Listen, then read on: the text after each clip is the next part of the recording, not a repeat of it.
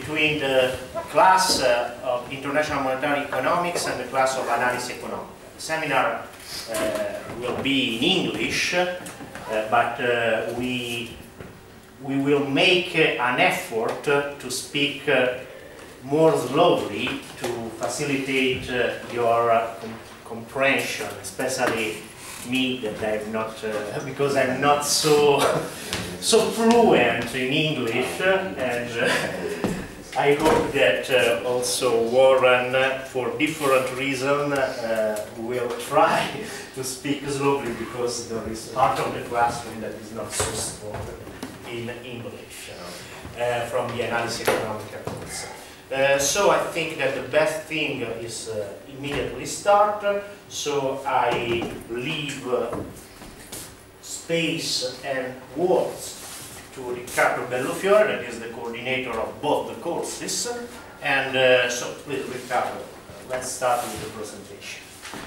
Yes, the two courses are International Monetary Economics, and you heard Warren Mosler already. The second course is Analisi Economica. Our part, mine and Stefano Lucarelli, starts today, and we are very happy to start with Warren Mosler. Our part is a kind of advanced macroeconomics. You unfortunately had not the opportunity, I think, to listen to Warren Mosler, so I will ask him to consider this in his presentation. He announced his presentation as a kind of history of economic thought introduction to the Mosler economics and MMT, modern money theory. The title of the few pages he gave us is "The Currency as a Public Monopoly." If he allows us, I will give this to all our students as a material, where they will be interrogated in the exams. And maybe we can do one or a couple of lectures on modern money theory and of Mosler economics. Stefano Lucarelli, who was the person able to have Warren Mosler here for a month as a visiting professor, already introduced Warren Mosler to international monetary economics students. I limit myself to say that he is not an academician, but he knows very well from the inside the financial sector in all the dimensions, and that in 1993 he authored Soft Currency Economics with editorial assistance from Mark McNary and Arthur Laffer. It is the Laffer of the Laffer Court, yes, I guess. He will speak more about this. In the 90s, especially in the late 90s, there has been in the academic world, based mainly, though not only in the Kansas, I don't remember, the University of Missouri, Kansas City, UMKC, a series of authors, starting from Randy Ray, who produced their own synthesis, which is called the Modern Money Theory. Modern Money Theory, as Ray, but also other authors like Paulina Cherneva, Stephanie Bell-Kelton, etc., is not completely original. In fact, most of the individual elements comes from exactly the big authors in the history of economic thought, but I guess both Warren Mosler and the MMT insist that what is important is the synthesis. So, and that this synthesis produces new insights. So they, of course, will have to test the famous problem. It is a theory in which there are original new things, and in which there are old established truths, at least for some authors. What the test is to see if what is new and original is good or bad, of course, and this we will discuss. Actually, I knew some of these authors. I met Warren Mosler a few years ago, but I knew very well Randy Ray, because in '85 I went to St. Louis, Missouri. In that occasion, it was a seminar held by Minsky and Piero Ferri together. Minsky was teaching in St. Louis University, and that was the first time I met the very young Randy Ray. But I didn't appreciate it very much, the conference, or even I don't remember Randy Ray, because who I remember very well was Minsky's dentist, because I had a normal problem. Then I met again several times Randy Ray in the United States, but also here. Randy Ray is a friend of our department. He published a first book on money, which was very much influenced by circuitous theory, and as my students know, circuit theory is important in this department, and in a sense I am part of the circuit theory. Randy Ray, together with the Mosler, is propagating this modern money theory lately. Probably its first effort is Understanding Modern Money, the key to full employment and price stability. You'll find it in the library, 1998, and there is a primer on modern money theory, which was published, I think, 2 years ago. If you read them, you see many points of contacts with what Randy Ray is saying. By the way, I advise you to go and listen to the interview on internet to Randy Ray, which is going out in these days. Very often it happens with that. When I say something which is similar to modern money theory, people say, "Oh, you discovered modern money theory." Actually, I say this because I already knew this kind of things. You will find some surprises if you are an MMT enthusiast in listening to Warren Mosler interview. Warren Mosler is here in Italy also thanks to the propagating intelligent work of Paolo Barnard. It's a few years that Paolo Barnard came with these people from the University of Missouri, Kansas City, Elsewhere, and Warren Mosler. There were two big events in Rimini. I think you were in the second one probably. They created, Paolo Barnard created modern money theory groups. My impression is that they are becoming more and more numerous. I don't know if this is a good or a bad thing, but for sure they are very committed people to the relevant issues now in Italy and Europe, not only the United States. Just a correction. Paolo Barnard create and after tries to destroy modern money theorist group.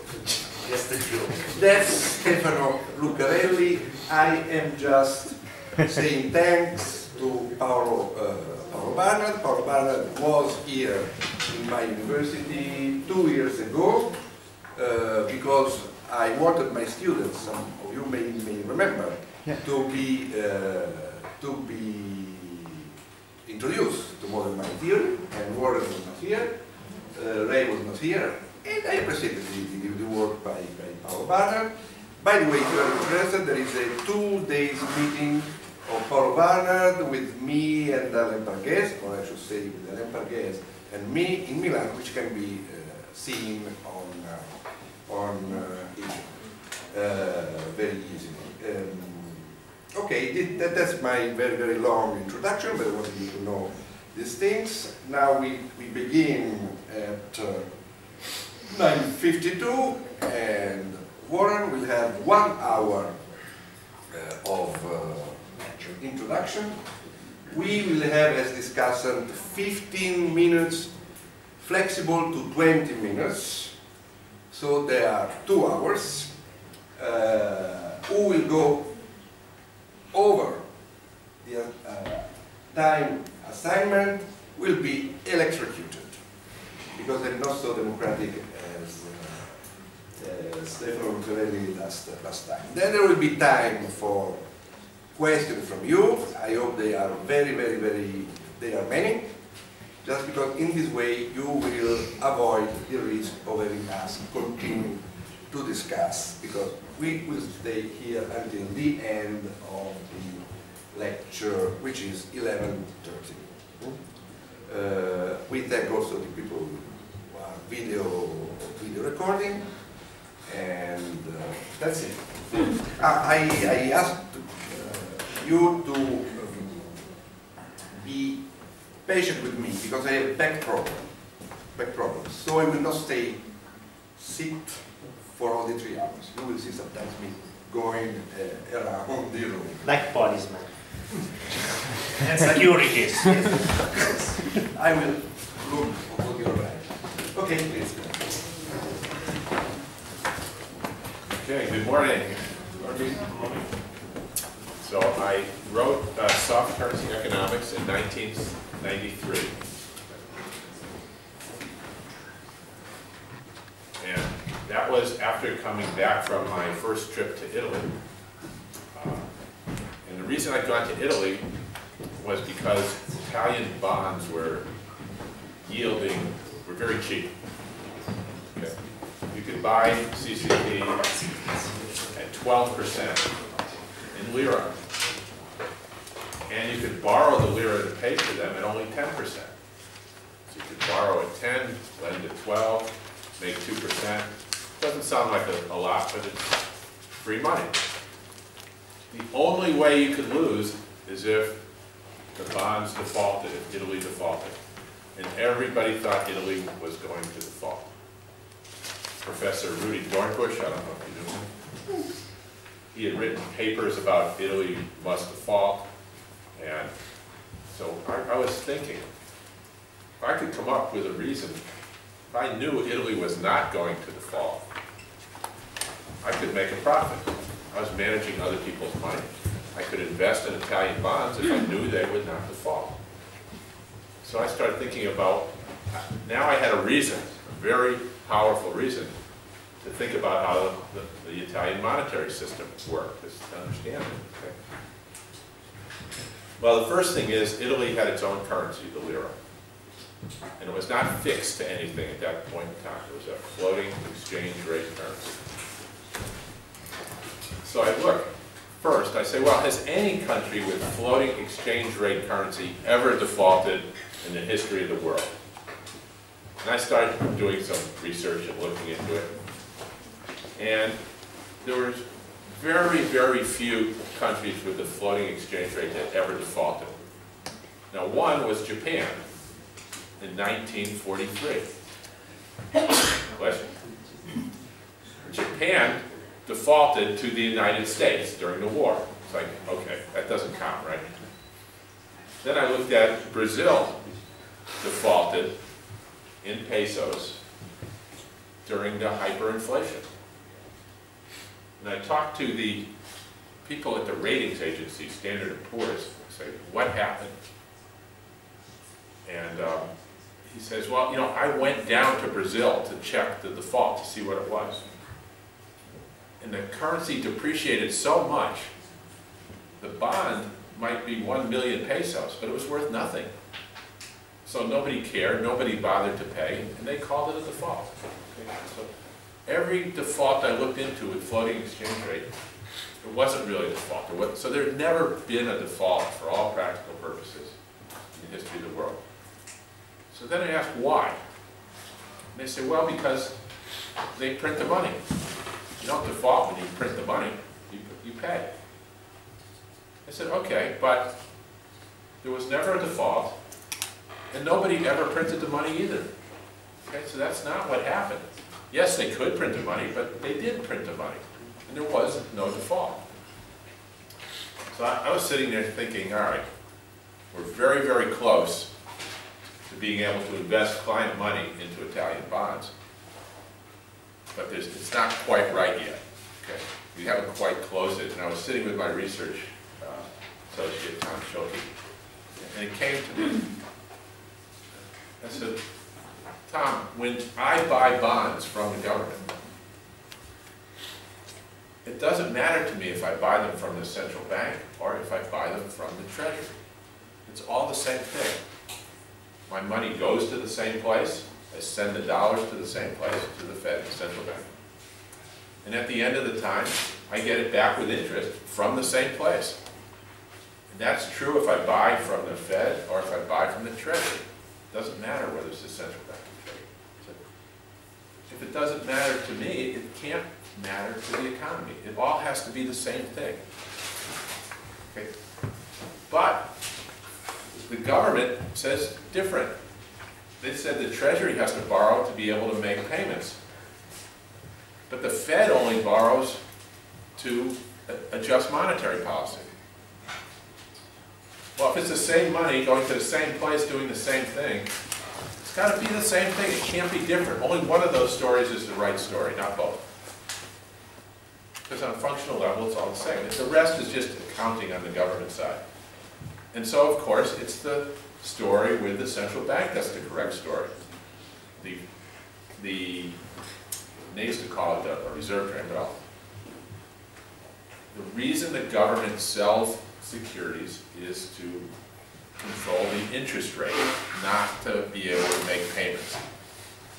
Okay, and that was the revelation that you can't have two stories with one set of money going back and forth. It can only be one, and it's the Federal Reserve. So the reason the government sells securities, whether it knows it or not, is to provide an interest-bearing alternative for your money. Now let me explain that. But I'm going to kill two birds with one stone. And I'm going to explain it the same way I did to Professor Luigi Spaventa when we went to Rome. So we understood that, and now we knew that why there was never a default with floating exchange rate currencies and why Italy would not default. So one of my associates was Maurice Samuels at Harvard University, and he was managing their money, their endowment. He goes, well, look, let's go to Italy and check this out to make sure they understand it and don't make a mistake. So, because he wanted to buy the bonds for Harvard University also. So I said, okay, great. So he gets on the phone and he sets up a meeting at the Ministry of Finance. So we go to Rome and we go into the building, and the doorways are very high, very tall. So we're walking in, talking, and I say to Maurice, I go, well, watch your head. And he ducks down. And he looks up, and the hallway is way up high. So he always remembered that incident when we first walked into the door. So anyway, he didn't hit his head on the door. We go in, and Professor Spaventa's in there, and he's the, he was either the finance minister or assistant finance minister at the time. It was very dark days in Italy. He had his suit on and his pipe, and he talks a little bit British, looking very much like Keynes, right?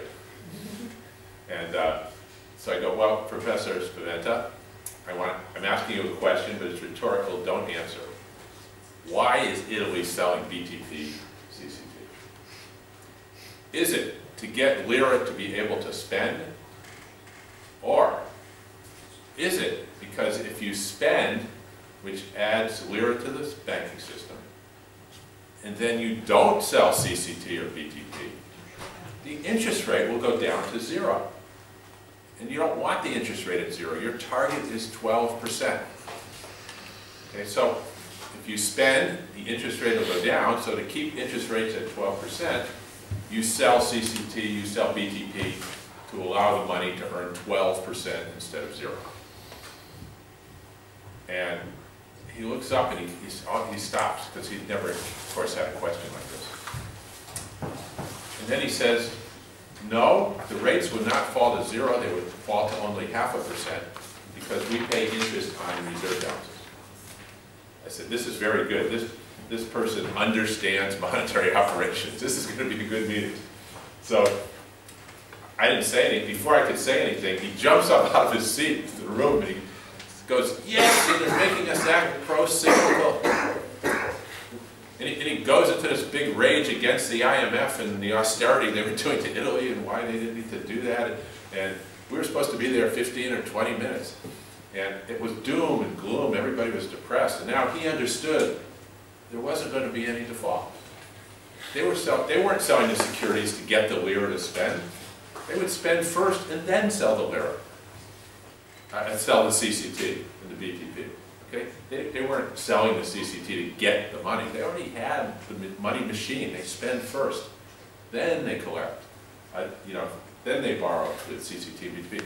So he immediately gets on the phone and he calls in people from all over the floor. And they all come in. And you start talking about it, and they're having a party, and there's a cappuccino, they're bringing us cappuccino, and we're drinking coffee. And 2 hours later, we went to our next meeting, and 2 days later, the announcement came out of Rome, no extraordinary measures taken, all payments will be met. And the crisis went away. Now, it was easy because there wasn't an actual crisis. Today it's different. But what that did is it got me thinking. And I wrote this paper, Soft Currency Economics, after that meeting. And that explained how governments spend first and then collect, and so there's no possibility of default. And how they set their own interest rates. So there's no possibility of the market causing your interest rates to go high when it's your own currency and your own central bank. It's a very short paper, and it goes through all the operational detail of how to do that. Okay, so then from that, I happened to meet some post-Keynesians on the internet, back in the early days of the internet. And I'd read something they'd say, and I'd say, no, the government spends first and then collects. They go, what? No, that's wrong. And we get into these discussions on the internet. And the people who were most interested and continued it and understood it were Bill Mitchell, Andy Ray, and some of the post-Keynesians, who were then post-Keynesians, who are now today's MMT people. Paul Davidson was involved a little bit, but he liked the idea. And he said, you must write more and you must publish more papers. I said, Paul, I have a job already. I don't need to go out publishing. Oh, no, you must do this. And so I worked with him on the paper Full Employment and Price Stability, which he published a couple of years later for me.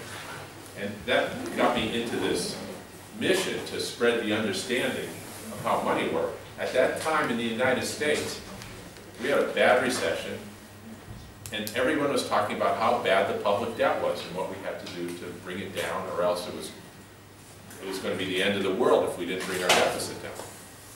And here, I'm there going, no, you've got it backwards. You need to have the high deficit to do well. And so I got involved in the same discussion then that we have now, 20 years later. So,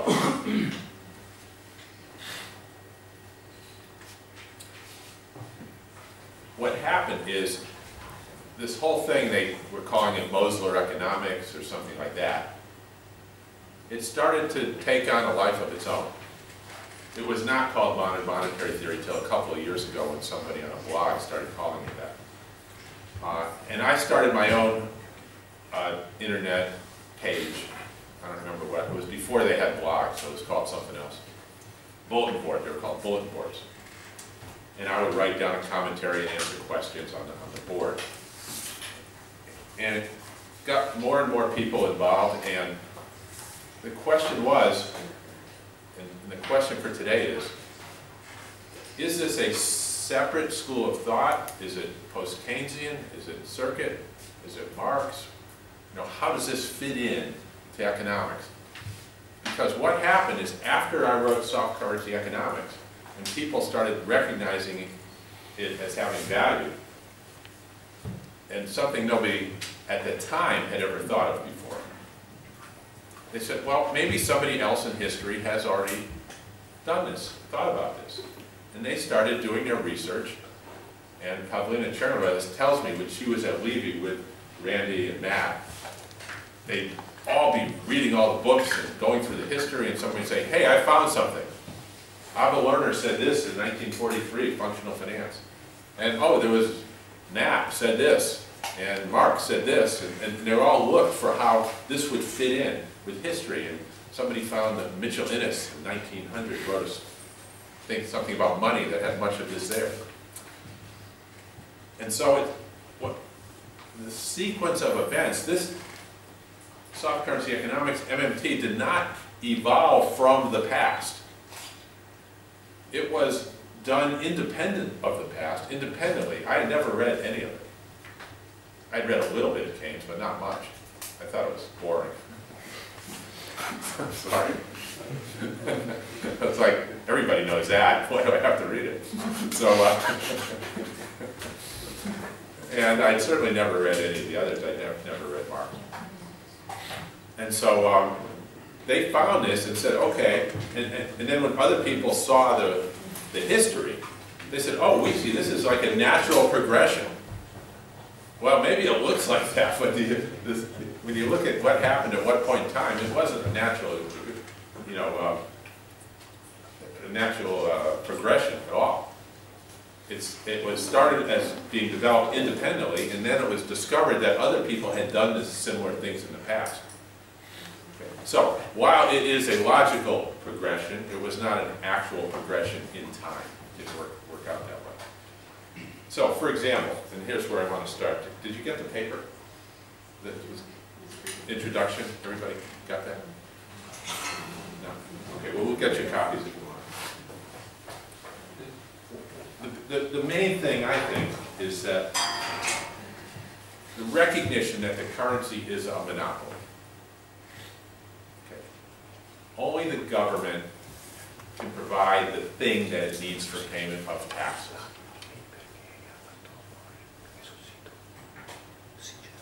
So what does that mean if something's a monopoly?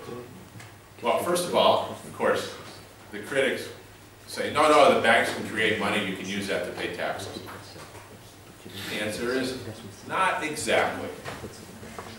If you go to the bank and borrow dollars, yes, you can pay your taxes. But if you look very closely at the central bank accounts, when the government gets you, you write your check to pay your taxes, you mail it into the government, they cash it. What they do is they take the dollars, they subtract them from your bank's account at the Federal Reserve. So your bank has to have the thing that comes from the government. Bank balances at the Federal Reserve, what they call reserve balances, can only come from the government. Banks can't create those through lending. Bank loans create bank deposits. They do not create deposits at the Federal Reserve.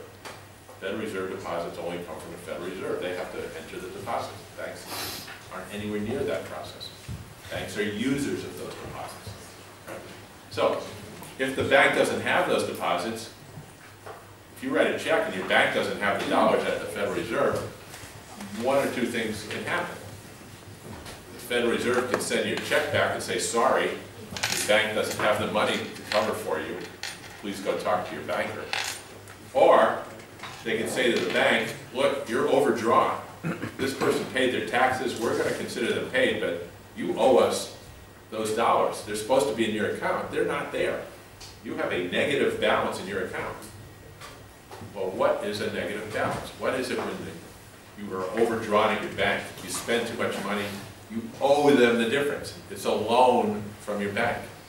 Okay. So, if you write a check to pay your taxes, your bank doesn't have the money, the Federal Reserve loans your bank the money, then the taxes get paid. Okay. The government has to spend or lend first before it can get its own money back. It's a monopoly. It's still a monopoly. Okay. So we cleared up that issue. Yes, there's what's called bank money, but they're bank deposits. It's not the thing that's used to pay taxes. So the government has a monopoly over what it accepts to pay taxes, and then it has a monopoly of creating that thing. So it's got it from both ends. It's got you coming and going. Okay, so the good news is when you go to class, and you take microeconomics, the first thing they teach you is how the monopoly works. And you probably don't even remember because it only takes about a half hour. It's the easy one. It gets harder when they introduce competition. Instead of a monopolist, you've got 2 suppliers. And then you have 3 and 4, and then you have, and as you get more, you have oligopoly, and then you have competition, and then you have perfect competition, which is only theoretical, where you have infinite. And all of a sudden, the math gets difficult with curves and asymptotes and all that stuff, right? The good news is the currency is a monopoly, the easy one. The monopolist necessarily, whether he knows it or not, sets price.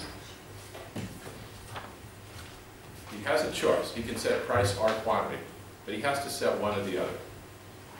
And he always winds up setting price, because when he sets quantity, a price pops out, and if he doesn't like it, he has to change the quantity to change the price, so he's changing the price anyway. And you can get into the fine points of that, but it's fairly simple. It doesn't take very long. So if you have all the water for the city of Bergamo, or all the electricity, you have the electric monopoly. How do you do it? You say, oh, it's 10 cents per kilowatt hour, and everybody has a meter. You don't say, oh, we're going to sell 1 billion kilowatts, and we'll let the market set the price of the electricity. You could do that. It would be very chaotic. You'd wind up trying to change it and adjust it to get the price at something that made sense. Okay, so you don't. The government knows how to run an electric monopoly. You set the price, and then if you don't like what happens, you change the price. Okay? Same thing with the water monopoly, or any other monopoly, public monopoly. So, but when they come to the currency, they don't understand that. Okay, so what they do is they set the quantity through the budget process, and then the price is chaotic. Inflation's going up and down all over the place. And they wind up trying to adjust the budget and adjust this policy and that policy to target the price. With all their other monopolies, they set the price and let quantity adjust. So I'm getting a little bit off topic here because I'm trying to get to the history of thought. So anyway, so I said that currency is a monopoly. So apart from all the arguments that I got and all the explanations of how it works, there was pushback on this. And then I said, look, who else in the history of thought said that the currency was a monopoly and that recognized the ramifications? Now let me give you, the other thing you learn in monopoly is that the monopolist sets 2 prices. Okay. One is what an economist named Marshall called the own rate, OWN. Do we have a thing? Is there a marker? Under the... No, there. We got to have to write bigger for the rest of it. Monopoly. There's 2 prices, the own rate, and then other goods and services. So a monopolist sets the own rate is how your thing exchanges for something else. So with money, that's the interest rate. How dollars exchange for more dollars. How euro exchange for more euro. And the monopolist also sets how his product exchanges for other goods and services.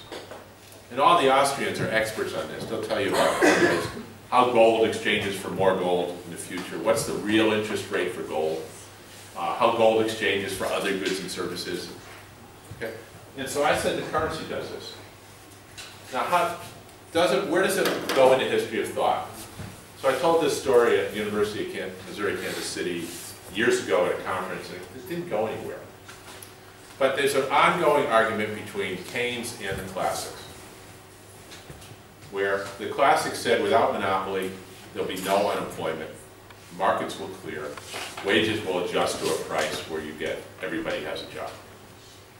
Keynes said, no, even without a monopoly, things can happen in the monetary system, where even if wages go down, you can still have mass unemployment. The markets will not clear because there's problems in the monetary system, problems with effective demand, with unspent income, with savings that can cause persistent unemployment. Okay, so the classics say a monopoly like a labor union causes unemployment. Keynes says no, even with no monopoly you can still get unemployment because of the monetary system. Neither one of them recognize that it's the currency itself that is the monopoly Keynes was talking about. Now, he described it, but he didn't call it a monopoly. Right? And so, what I'm saying is unemployment is from the monopolist restricting supply. Whenever a monopolist restricts supply, you get excess capacity. De Beers has a monopoly on diamonds. They restrict the supply, they set a price. They have a huge excess capacity of diamonds sitting there that doesn't get sold. That's how monopoly works. So unemployment is the currency monopolist restricting supply. Keynes showed how it was the government restricting, that it was the monetary system and the savings that was restricting effective demand that the government could offset by running a larger deficit and adding to the supply. So you could say he said that, but he didn't call it a monopoly. And if he recognized it specifically as a monopoly, he would have said something. Why would he have said something? Because his opposition was saying it's monopoly that causes unemployment. Keynes said, no, it's not monopoly, it's this. So he specifically said, it's this, but he said it's not monopoly. I'm coming along saying, hey, that is monopoly. Your opposition was correct. Monopoly causes unemployment. You were correct. You described the monopoly that caused the unemployment. But neither one of you called it a monopoly. And neither one of you recognized that the currency was a monopoly, or you would have said something, because that's your whole argument. That argument has been going on for 80 years, and it continues today. So, when MMT comes along and says the currency is a monopoly, the monopolist sets the interest rate, all the post-Keynesians knew that.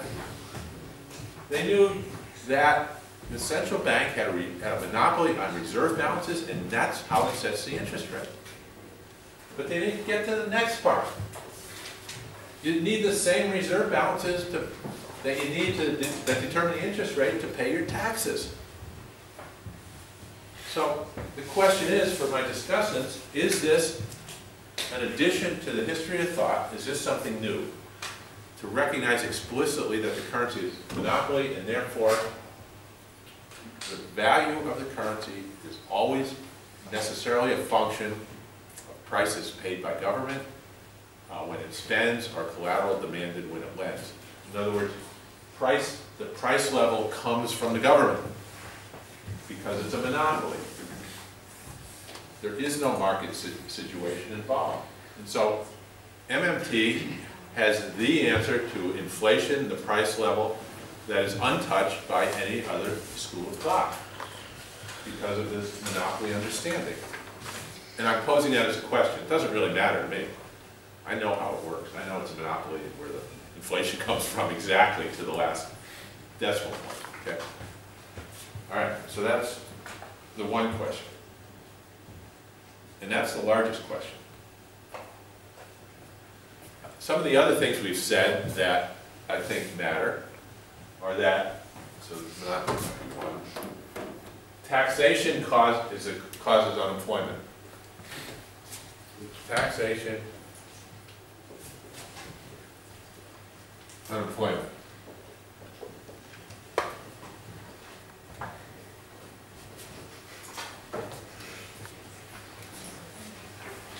So let's think about that for a minute.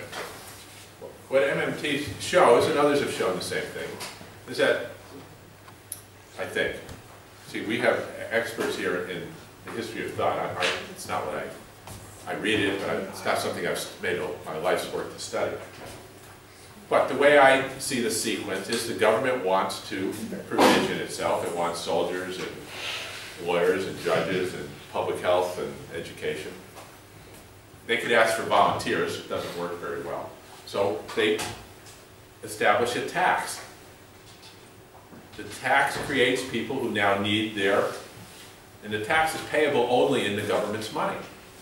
It's And so now they've created sellers of real goods and services who need their money to pay the tax. Now they can spend their otherwise worthless currency and hire the people they need in government, the teachers, the public health workers, the soldiers, okay? So, that relationship, that the tax, the purpose of the tax is to cause unemployment. That's how it works. If the tax didn't cause unemployment, it wouldn't work. Unemployment is people looking for paid work. Okay, if the tax didn't cause people, the government has all this, anybody can invent a currency. And as Minsky said, the trick is to get somebody to come work for it. Okay, and so it's got this idea, okay, George Washington's there, I got this idea, I've got this new dollar. How do I get somebody to work for this dollar? Nobody wants it. I did that with my business card. Here's my card, nobody wants to work for this card. Well, once I put a tax on you, and I tell you, you need this card to get out of the room, because my man is there with a machine gun, right? And you need one of these to get out, to pay the tax man, I'm the government. Now I've created unemployment. I've created people who will work for my money. All right? So, is the idea that the source of unemployment is taxes, is that in the history of thought? And if there's 30 of you in this room,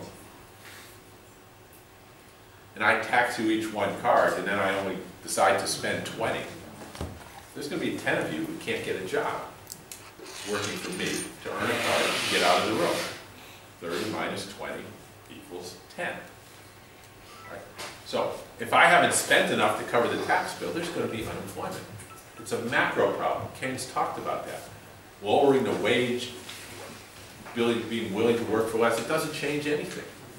If I don't spend enough to cover the tax, you can't get out. If you want to save, and I don't spend enough to cover the tax and how many you want to save, there's going to be people looking for work. That's called unemployment. Keynes got that right. Others got that right. Okay, but did they go on to say the purpose of taxation itself is to create the unemployment that government spending then eliminates? I don't think so. But we'll hear from this later. And so, and if you go back into Marx, for example, where he discussed unemployment, was there any reference to the idea that it's caused by taxation? Was taxation there? Is Keynes in there that, look, the whole cause of this is taxation? So I hope to hear these answers later. But these are what we talk about and how these are critical to understanding how the economy works, to fully understand it. Because as you know, there's a debate between the neoclassics and the Keynesians and the post-Keynesians that goes on to this day. In the 70s, up until the 70s, the Keynesians were winning, and then the classics are winning. If they understood it correctly, if once they reconcile these, I think the debate goes away. I think then suddenly they're both on the same page.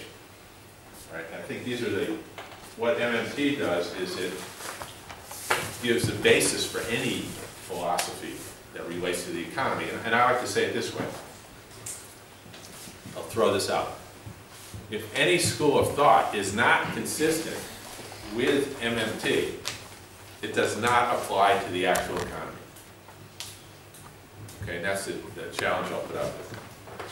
If whatever your school of thought is not consistent with what I'm saying in today's monetary economy, then it's not applicable. It doesn't apply to the actual economy. It applies to some other economy. It applies to fixed exchange rates in Hong Kong or something, not here and now. And actually, MMT perfectly describes fixed exchange rates, so I take that part back. Okay, now MMT goes into a lot of other things.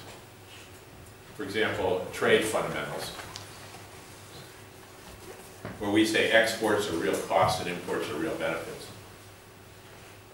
But that's something maybe forgotten or abused by economists, because that is in the history of thought very clearly.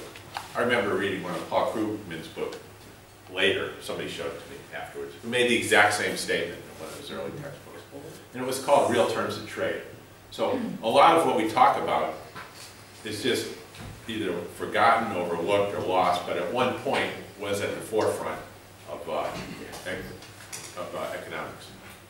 Okay, so the last thing I'm going to speak about here, to allow some extra time, so that during the discussion, if I think of more things, I'm saving 20 minutes for later. Pay taxes and save, right? I'm going to talk and I'm going to save 20 minutes for later. Is the what I call the transition job.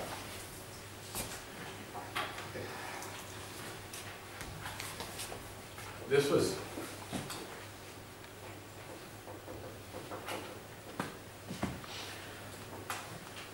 okay. Now, why? It's certainly been in the literature before. Minsky had the idea of an ELR. I believe it showed up as a footnote of something he said. Certainly didn't focus on it the way he focused on other things. And other people have actually done it or thought about it. The government hiring the unemployed. It's nothing new. Now, what MMT adds to this that, let's just say wasn't discussed, was that the government can do this. It's not going to run out of money. Right? If the people had thought about that, Italy never would have been on the verge of default in 1993. They all would have said, yeah, of course, Italy's not going to run out of lira. Okay?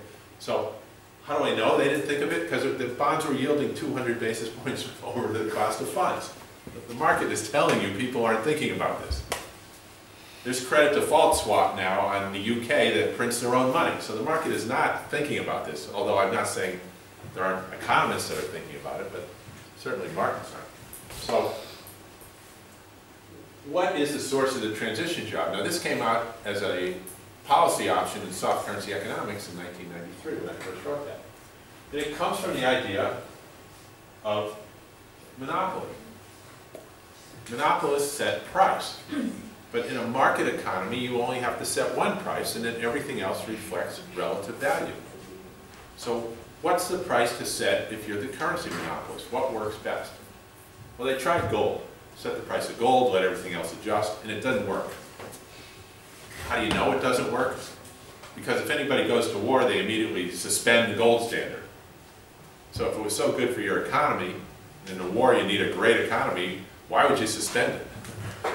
The other thing is, every country that's gone off of it either suspended it during the war, or they went off of it because they had an awful depression caused by the gold standard, and going off of it was what got them out. They didn't go off the gold standard because life was so good and everybody had jobs and we were doing real well. Okay, let's go off the gold standard. They went off it because everything crashed. Right? So you don't want to use gold, the price of gold, and then let everything else adjust.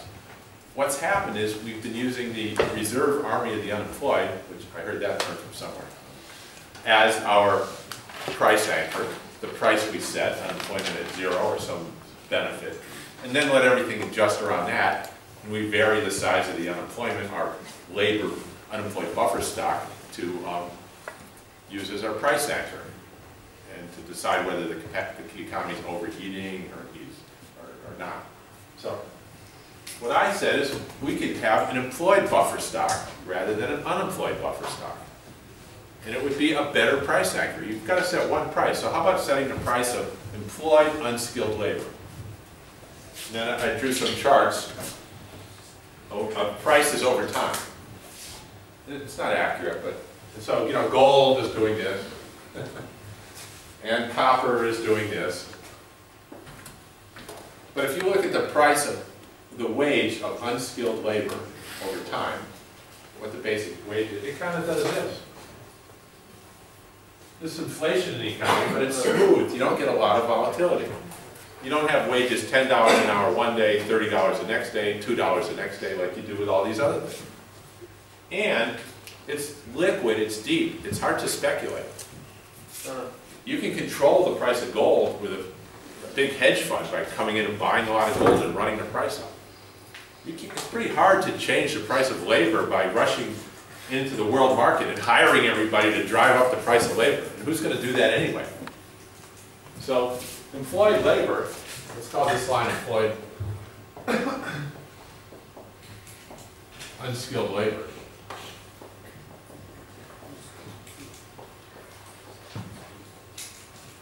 looked to me like the best possible price anchor to get for public purpose that we have. So how do you do that? It's very simple. Transition job. You offer anybody a job who wants one at a fixed wage, $10 an hour. You can never get a raise. So if the economy does well, it'll hire people out of your buffer stock, and your pool of people in the transition job will shrink. And if the economy does poorly, people get laid off, they go into the transition job and it gets bigger. And all you do is watch the number of people in this job guarantee, transition job, employer of last resort, all the same name for the same thing. If it gets too big, like unemployment, you need to cut taxes and increase spending to bring it down, and vice versa. You make your fiscal adjustments to control it. So, but it's very important to me, Mosler economics, to consider it a transition job and not regular public service work. So many of the people who are supporting this, they ask the question, what are all these people going to do? They say, oh, there's all kinds of useful public work. They can work in the hospitals, and they can help out in the police department. They have their phone, and they can take care of, you know, help in the schools and education. I say, wait a minute. We want that to be regular public service work. We want you to hire those people as normal public employees. We're not trying to establish a low-cost labor to force down the wages of everybody else. Okay, you don't want to do that. I don't want to do that. It could be done. Paul Davidson said, yeah, we should have the whole government work on the transition job and get rid of everybody else. So, okay, so I said, no, I don't want to do that. I want regular public service. The purpose of this job is just to shift the unemployed, to help the transition from unemployment to private sector employment. If there are legitimate public sector needs, those should be hired as part of the normal public sector spending immediately. Government should be at the right size to provide the right services. All right, so this transition job is only going to be 2 or 3% of the population, of the labor force. And it'll be controlled by fiscal policy.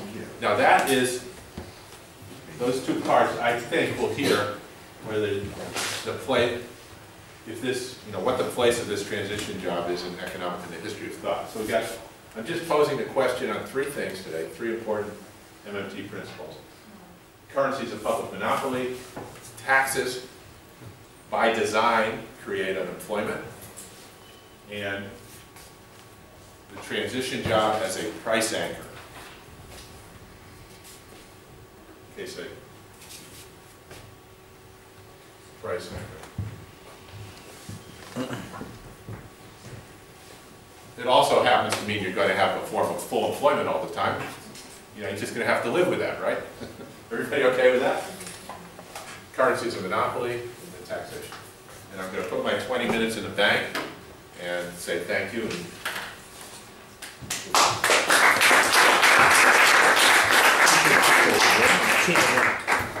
Thank you very much. We'll see if you will have this 20 minutes back. Yes. I'm sure about that. May you sit there and go along. Oh. Now we have a comment of Andrea Terzi of Franklin University, Lugano, but he was or still is teaching also in Cattolica. Yes. Cattolica in Milan. And he promised a devastating critique of Mosler's economics, so we'll see if he will do that. I'm kidding. I hope that's true because I want my freedom. My life is not my own. Come here instead, probably. Somebody please prove it's all wrong so I can go home. This on which I guess you want to I release? Yes. This is Judy Dench. Like this.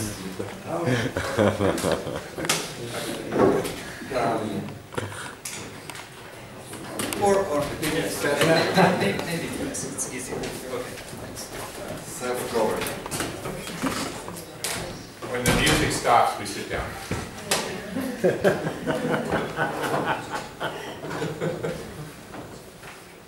Okay, thank you very much.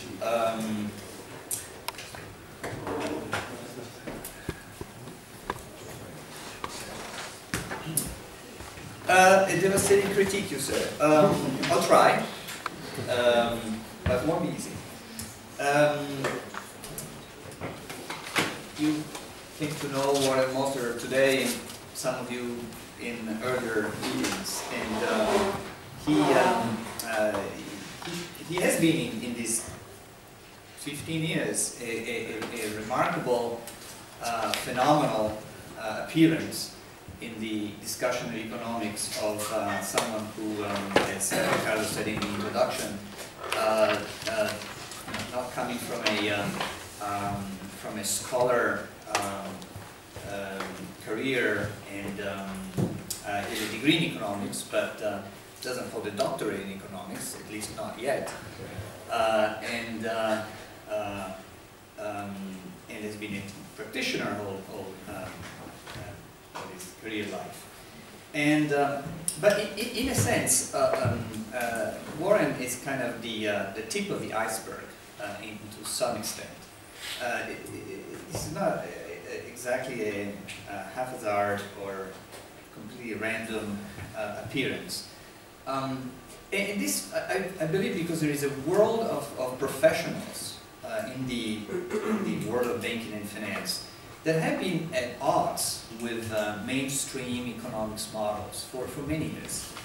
And some of them simply decided to leave the economics to the economists and just do their stuff as professionals in the money banking business without caring too much about the economic models.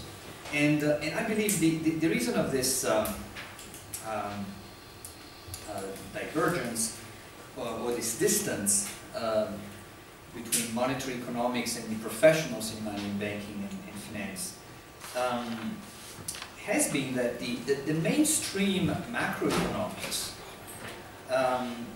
is largely based on a model that doesn't really include money in the picture in a complete sense.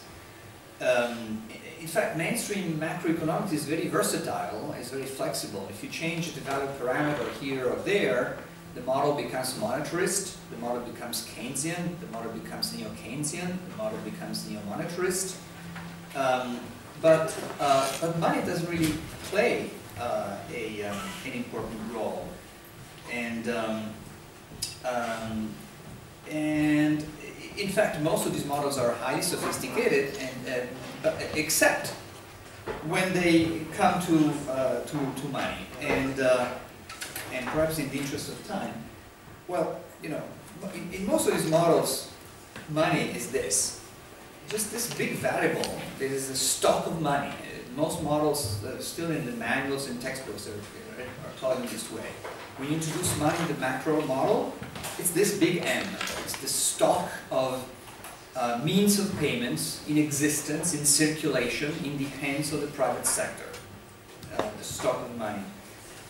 But as I say, there are a number of things or ideas produced by mainstream macro in money and banking that have been at odds with professionals. For example, the whole idea that excess savings lower interest rates, which holds in macro models, mainstream macro models, but most professionals would be at odds with this proposition.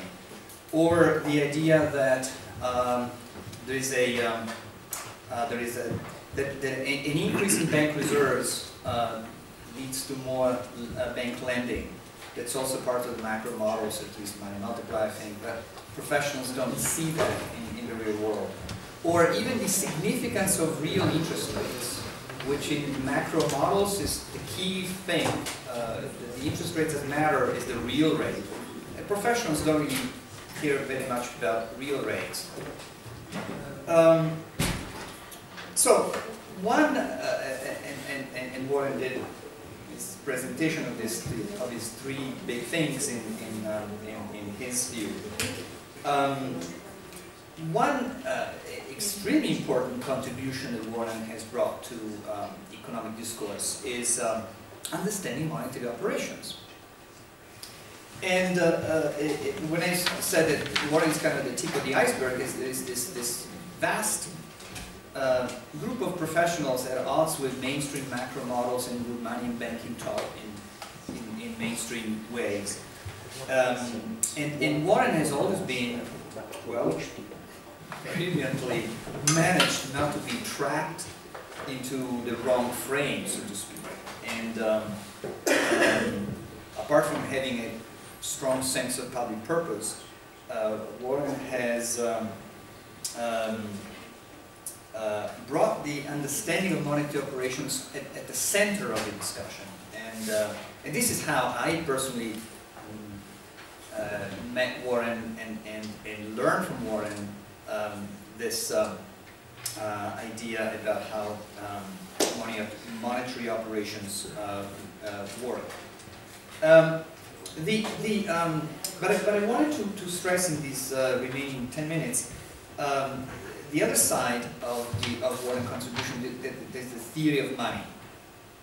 The theory of money as a currency is a public monopoly, where he has revived and also upgraded the idea of chartalism, and he has also revisited a theory of spending and growth on the basis of his understanding of monetary operations.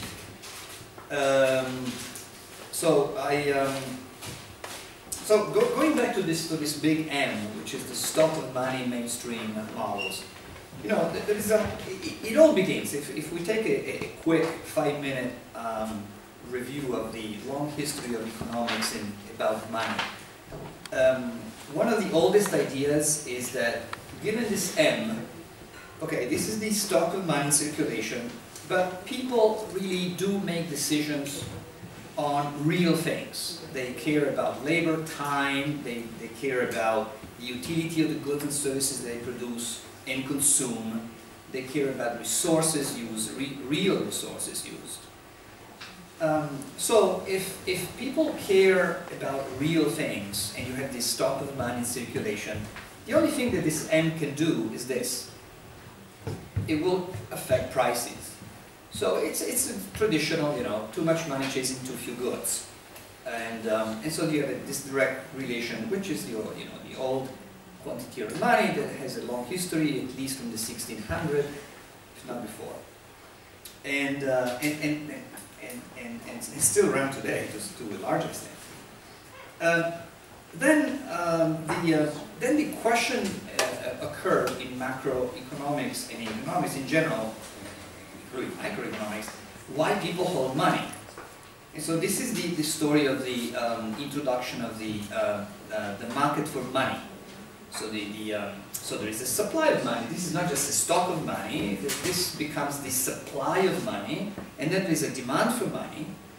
And of course, Keynes contributed largely to this idea of rethinking the market for money in this sense. And because money is, yes, it's a means of payment, but there are other assets that are not means of payment, are very liquid, such as treasury securities, for example, and they pay an interest rate. So they must be in competition. People can choose between holding money or holding treasury bonds, and so this marked a revolution in monetary theory. And instead of having M causing P, you have this guy here, interest rate, right? The stock of money, the amount of money in circulation will affect the interest rate given the demand for money.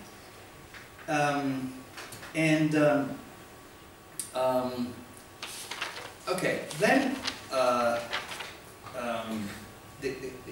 the question occurred, well, who controls this M? And the idea is the central bank. But can the central bank really control the money supply? Maybe not exactly, maybe not directly, maybe just indirectly. And so we make a transition to the next step. That is, okay, this is now the causality. The M is not controlled by the central bank. The central bank controls the monetary base. The monetary base has an influence on the stock of money. which is largely predictable, at least in this framework, and this will affect the interest rate.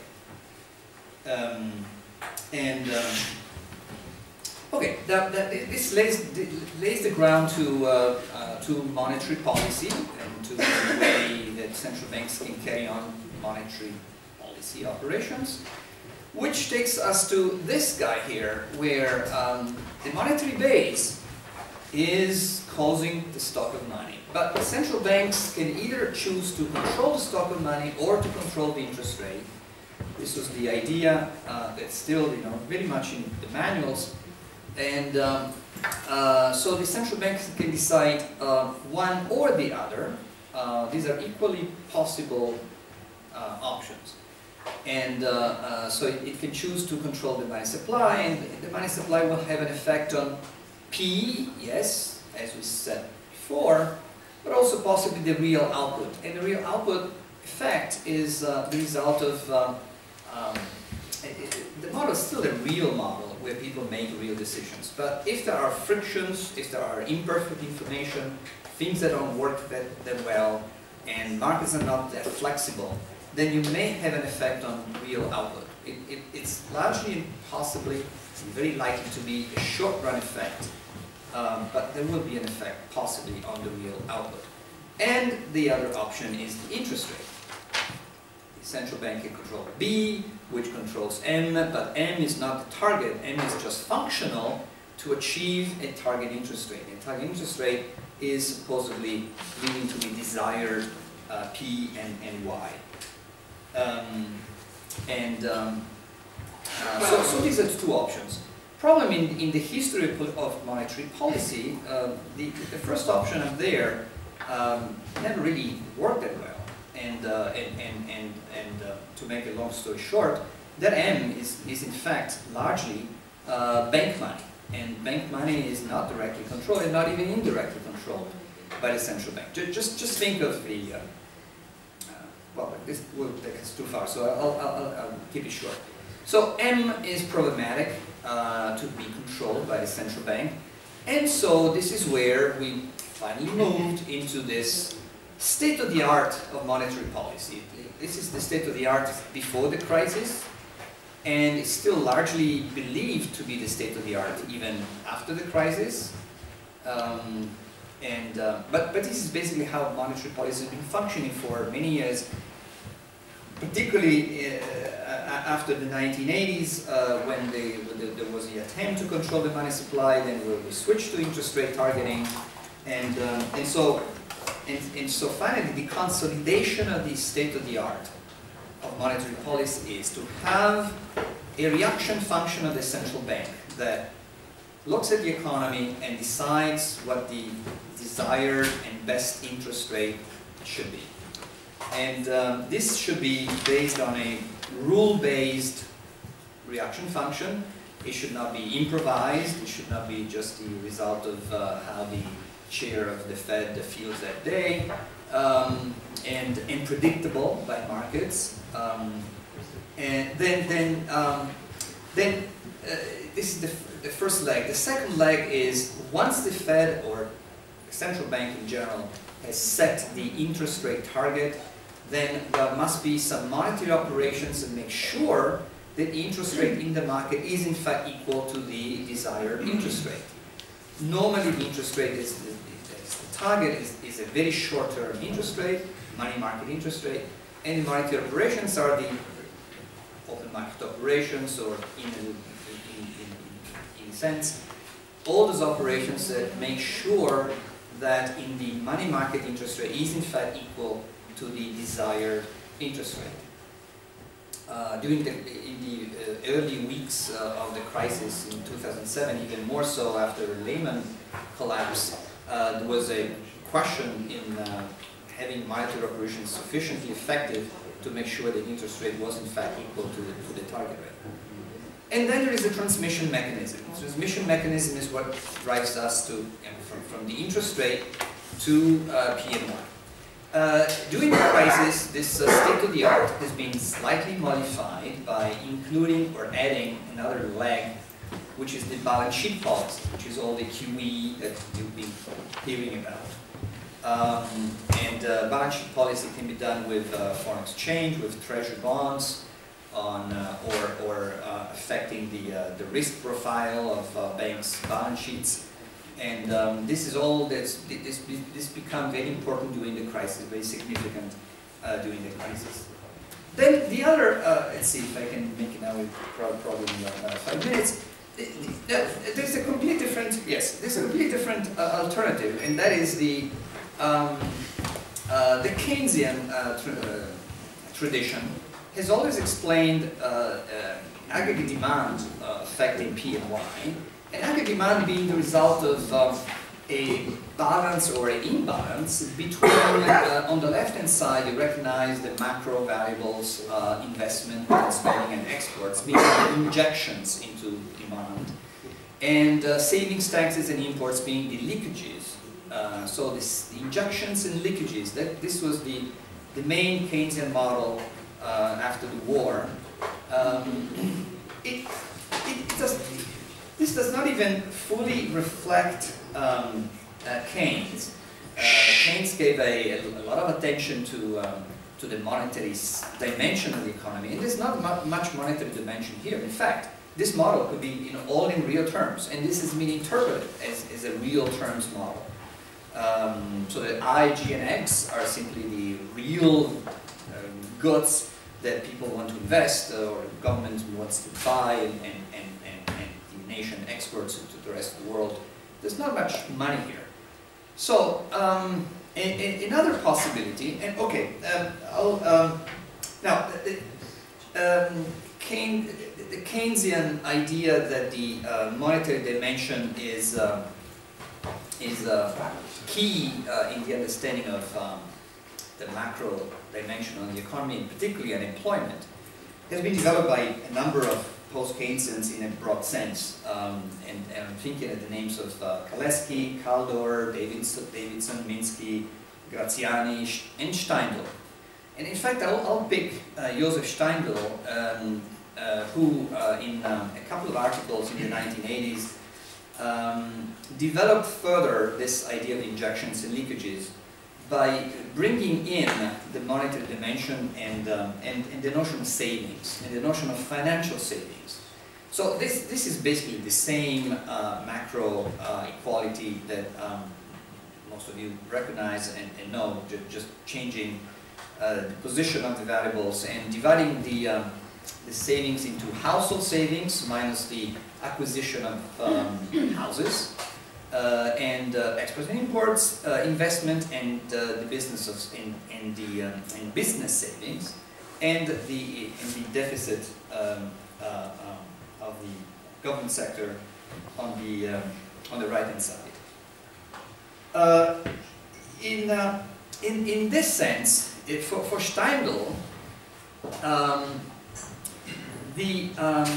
okay, first of all, savings. A couple of points that Steindl made in those articles are, well, savings always depressed demand. The mainstream objection is, oh no, what you're talking about? Savings may in fact fund investment. But he said, no, because savings, first of all, an increase in savings is reducing sales revenue. And so this is in fact implying more debt and more liabilities of the business sector.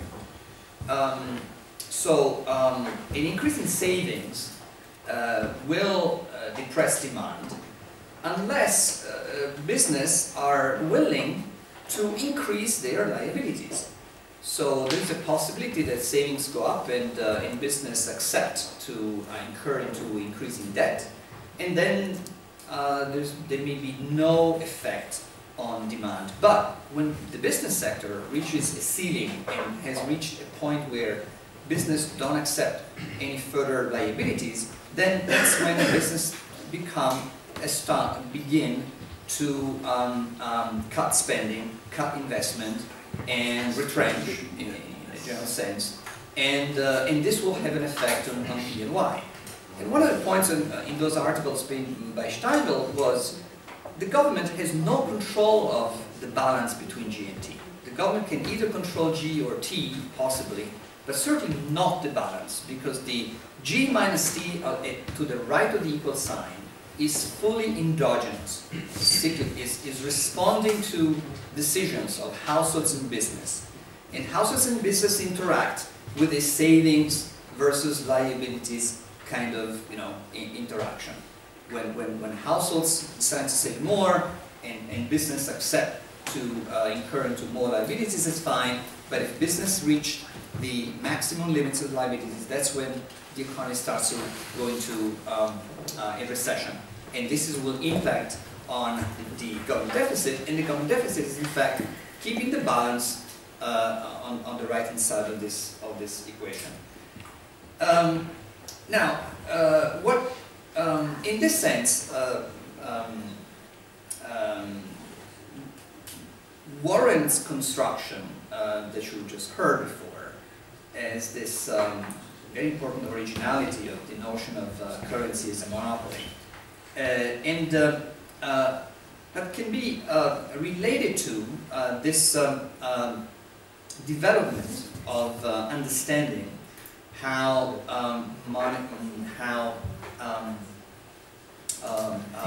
macro decisions affect demand and the economy. On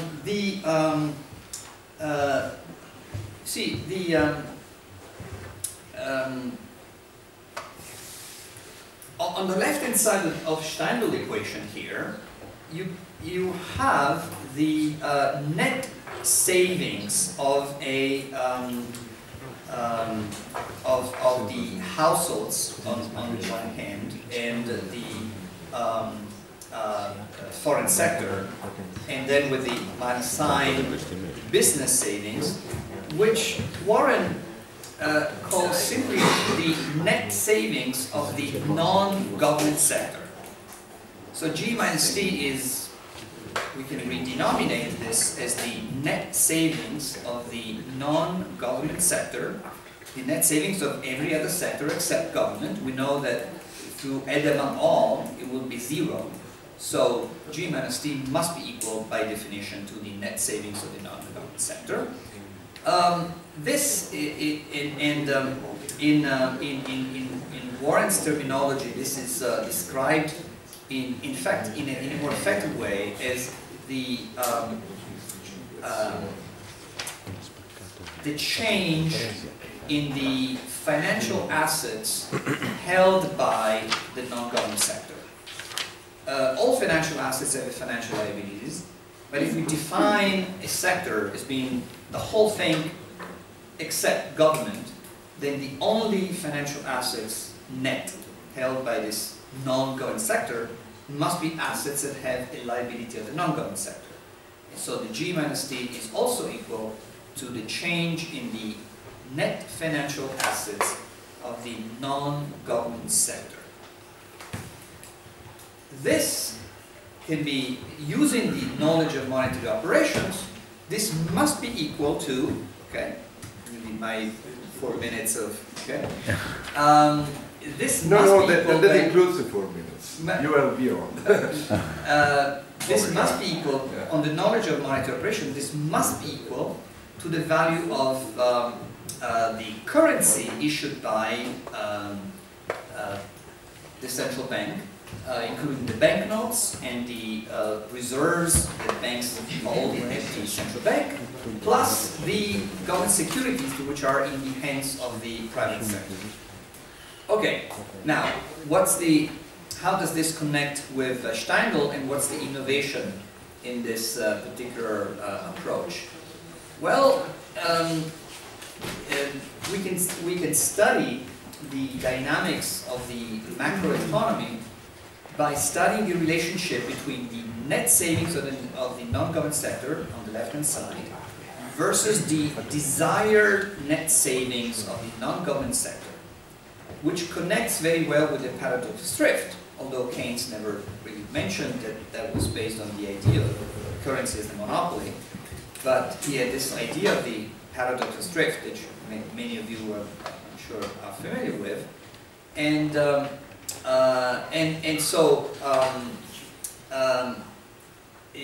in a similar way as Steindl described the macrodynamics as the reflection of the balance between desire to save, which in his mind was basically and largely uniquely households, and the willingness of business to accept liabilities on the other hand. This can be reconsidered as the relationship between the net savings of the non-government sector and the desired net savings of the non-government sector affecting demand. Why? Because net savings are not, if the net savings of the non-government sector are less than desired, then people will try to save more. And this starts the paradox's drift idea. People start to save more, which means less demand, and this will going to affect aggregate demand in P and Y. On the other hand, the desired net savings of the non-government sector, well, yes, this is a given. This is what the non-government sector desires to save, but is very importantly influenced, and I'm almost done, it's very important influenced by a very important variable, that is the private credit expansion. As the private sector can expand credit, as banks expand their credit, this basically becomes or influence or affects or causes a lower desired savings of the non-government sector, which means providing fuel to the economy. In this sense, I think that the Warren's framework can be related to a development of understanding basically the business cycle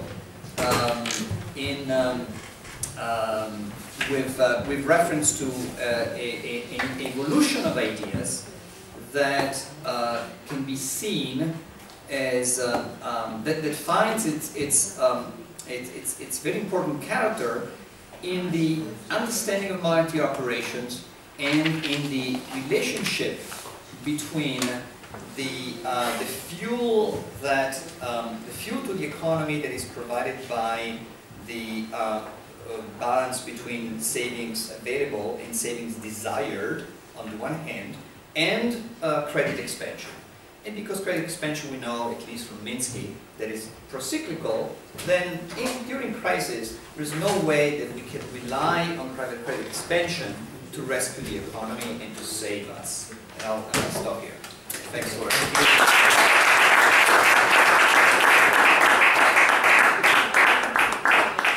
Thank you very much to Andrea Terzi.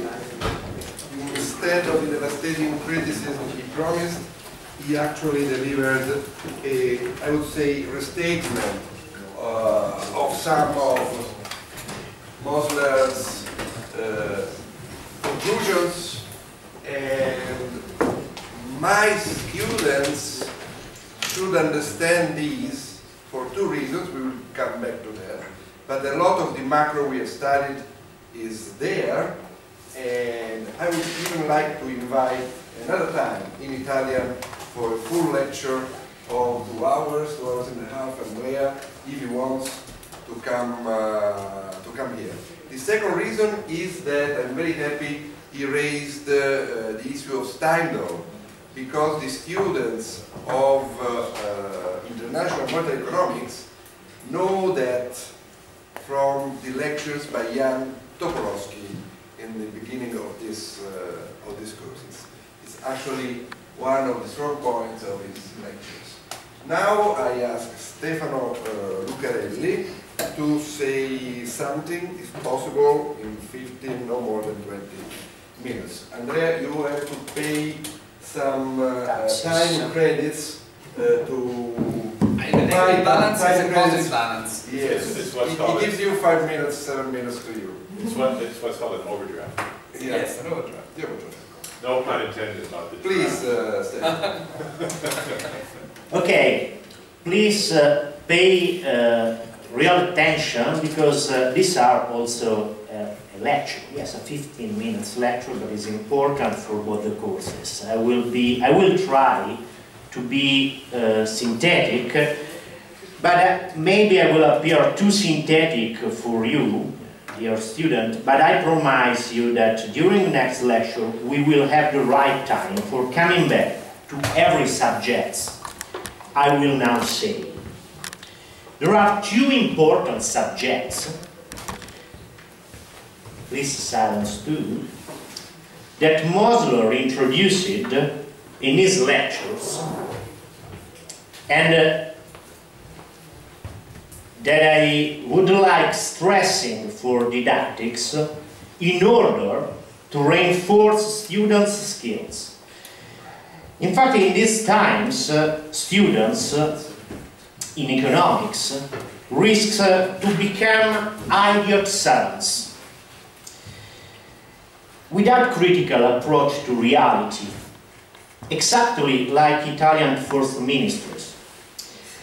First problem and first important subject about the, please Riccardo, I need concentration. First subject, the relationship between monetary circuit approach and Mosler economics modern money theory. Here I used a circuitist, Alain Pargues, that affirmed since 1998 in a very interesting article the general theory of the monetary circuit is the logical and empirical principle of Mosler economics modern money theory. What does it mean?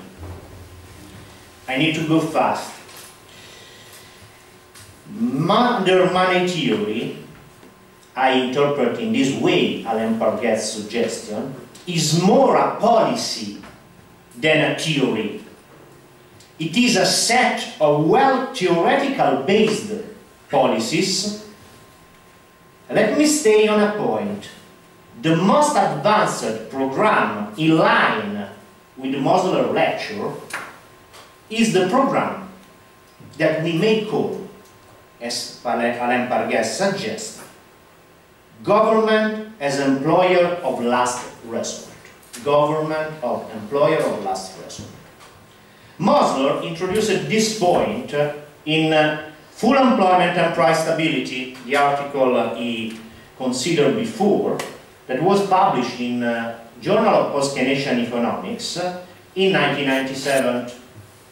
Anybody who cannot find a job in the private sector at the wage rate imposed by the situation of the working market, of the work market, the so-called, in Marxian terms, reserve army of labor, should be hired at once by the state.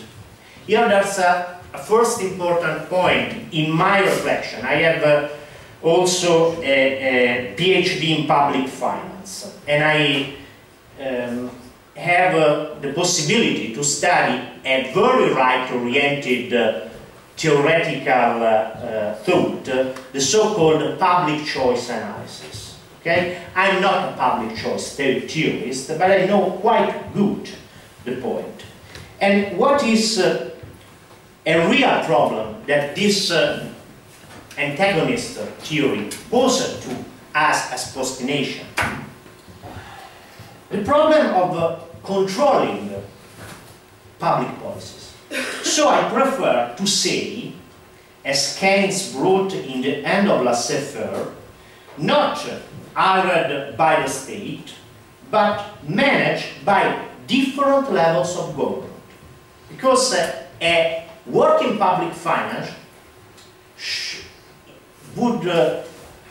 should work better with the possibility by citizens to check state at local level.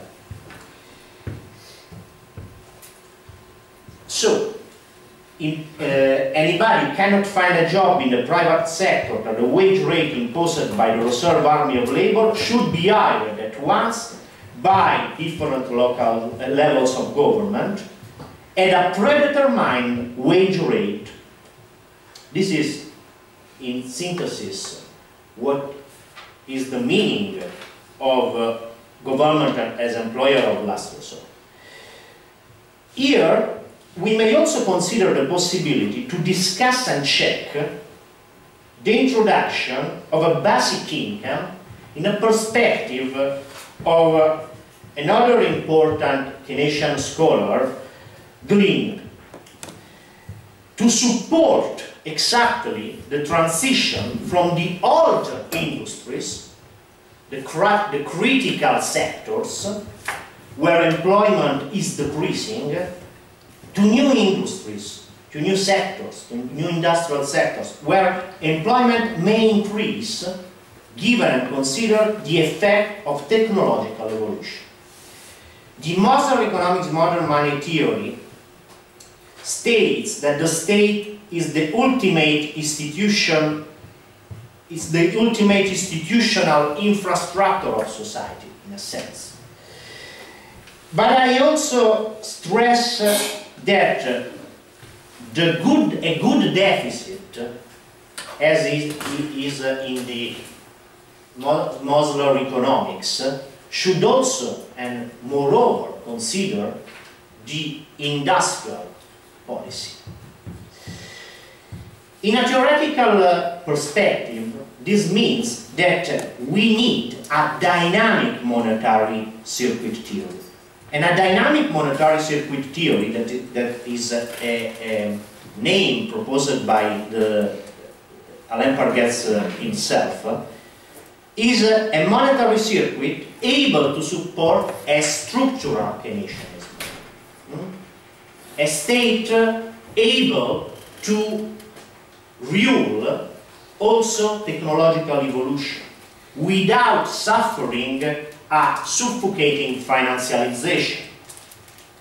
And this kind of dynamic monetary circuit could not exist without a well-built set of public institutions able to stabilize people's expectations and conventions. Another important subject. Role of convention to understand radical uncertainty in the post-Keynesian approach will be also an important point of my lecture. In this condition, the real value of money is identical to the exogenously determined working class income in a state of perfect full employment. But we may also consider that full employment may be destabilizing. In which sense? Let me introduce another important point. A little Calexian problem. A full employed society may create the political reaction of capitalists that do not accept an enlargement of real democracy. In other words, in a full employment society, as we may understand studying Italian history from 1979 to 1977, working class struggles may also pretend to decide how and what capitalists produce. So, working class claims in a full employment system may pose a problem, a political problem of class struggles. And in capitalism is a system where there isn't the possibility to have the same identical aims. This does not mean that this doesn't mean that Mosler economics modern money theory is not a well-built approach. It's one of the most clear theoretical approach in post-Keynesian family to understand the importance of the institution and the public policy to stabilize the economic system. Second point, and after I will stop, is not a point that Warren considered today, but is clear at the end of the last lecture during the seminar in International Monetary Economics course, regarding fixed versus flexible exchange rates.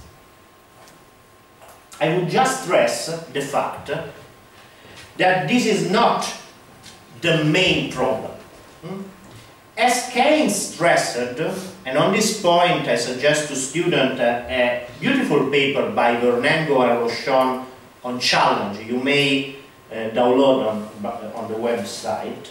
The main problems are, first, at international level, avoiding the new mercantilism, and second, supporting full employment at national level.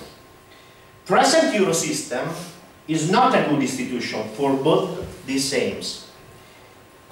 But is the flexible exchange rate system the solution for Euro crisis?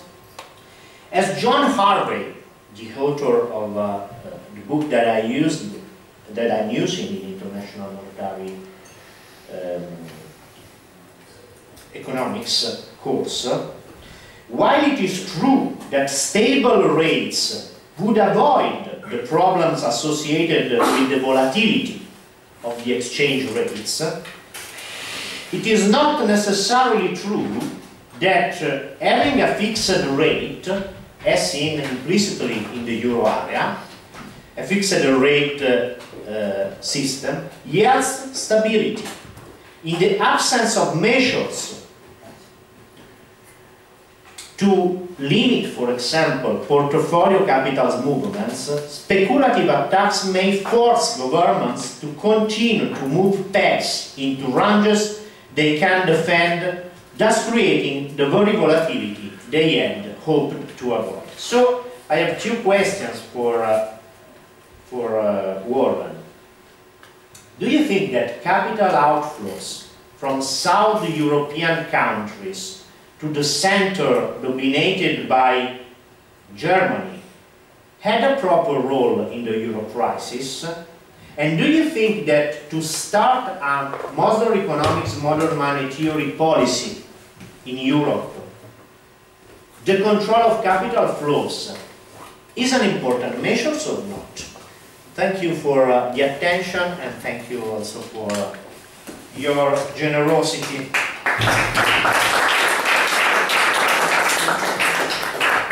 Okay, thanks to Stefano Lucarelli, who was exactly on time, maybe even a couple of minutes less. And thanks for connecting some of the things discussing today to our course. Now here there is a problem, unfortunately for you, that there is instead of the government currency monopoly, there is me who is the monopolist of time. So I can assure you I will stay 20 minutes, and I can assure to Warren that I'll pay him the time credit I'll take.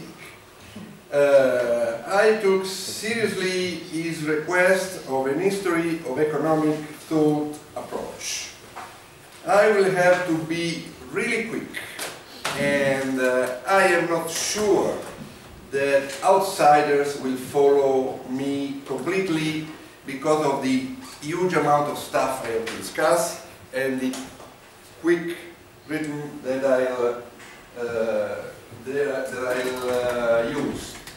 So my excuse is the same as Stefano. I will teach you this much more in the future. It's a Picasso. This could be something that I could write on the whiteboard, but it would take too much time. Yeah? So these are the authors which are relevant to discuss Mosler economics. which is here. It is a kind also of a personal self-biography. So, well, I started from here, which is Marx, Rosa Luxemburg, a woman for once, Michał Galeski, and Joseph Steiner, who was quoted before by Andrea Terzi. Marx and Luxemburg especially had a monetary labor theory of value. But all four had, for sure, a stress on the circuit of money capital. Money going into production and gaining more money. Rosa Luxemburg gave a special attention of how money enters into the circuit and how it finances both production and final demand. She thought that there is a problem in capitalism and that the only way to get the more money was from non-capitalist areas. In a closed economy, this could be approximated by a net export. Galeski generalized, in a sense, this approach, saying that the government expenditure financed by the central bank is a kind of domestic exports. So it gets the same result as Rosa Luxemburg. And by the way, he, before Keynes, reached the Keynes conclusions in general theory. General theory is here, but he did this in a class capitalist model. Then on the other side, it's by chance, but some authors are on the left, others are on the right. Not all the leftists are on the right, you know, but that's, most of them are.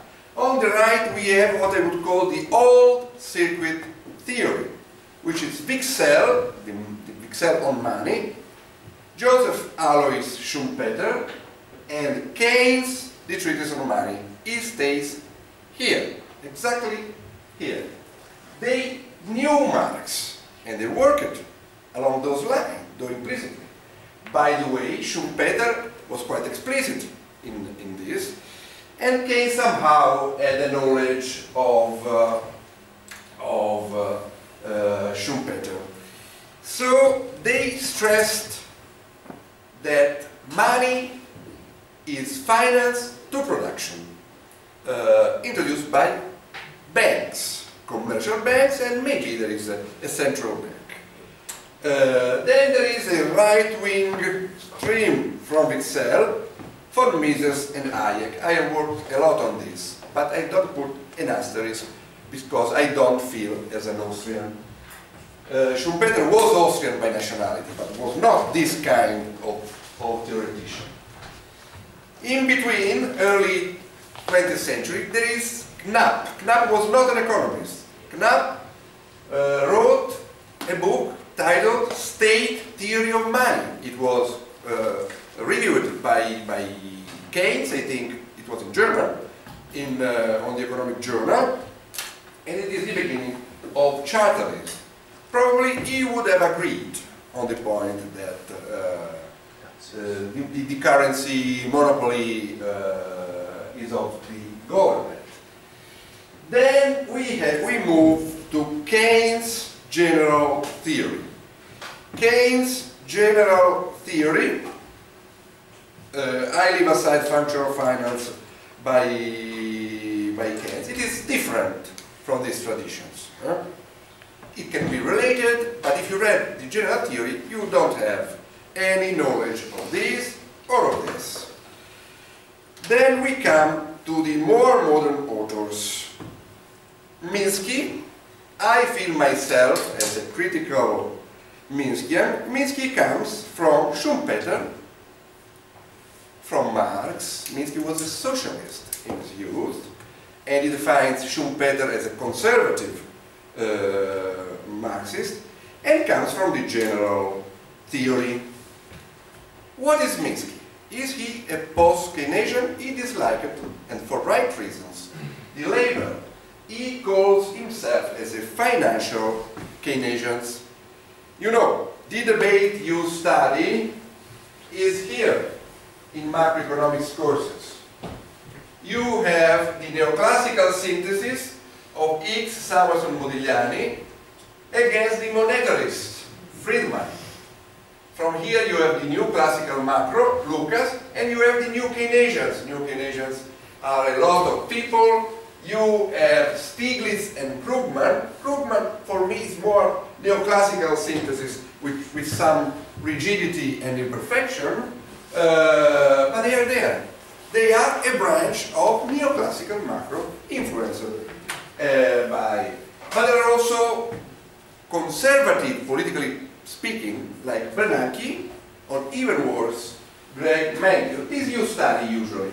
What you don't study are the post-Keynesians, UK and US.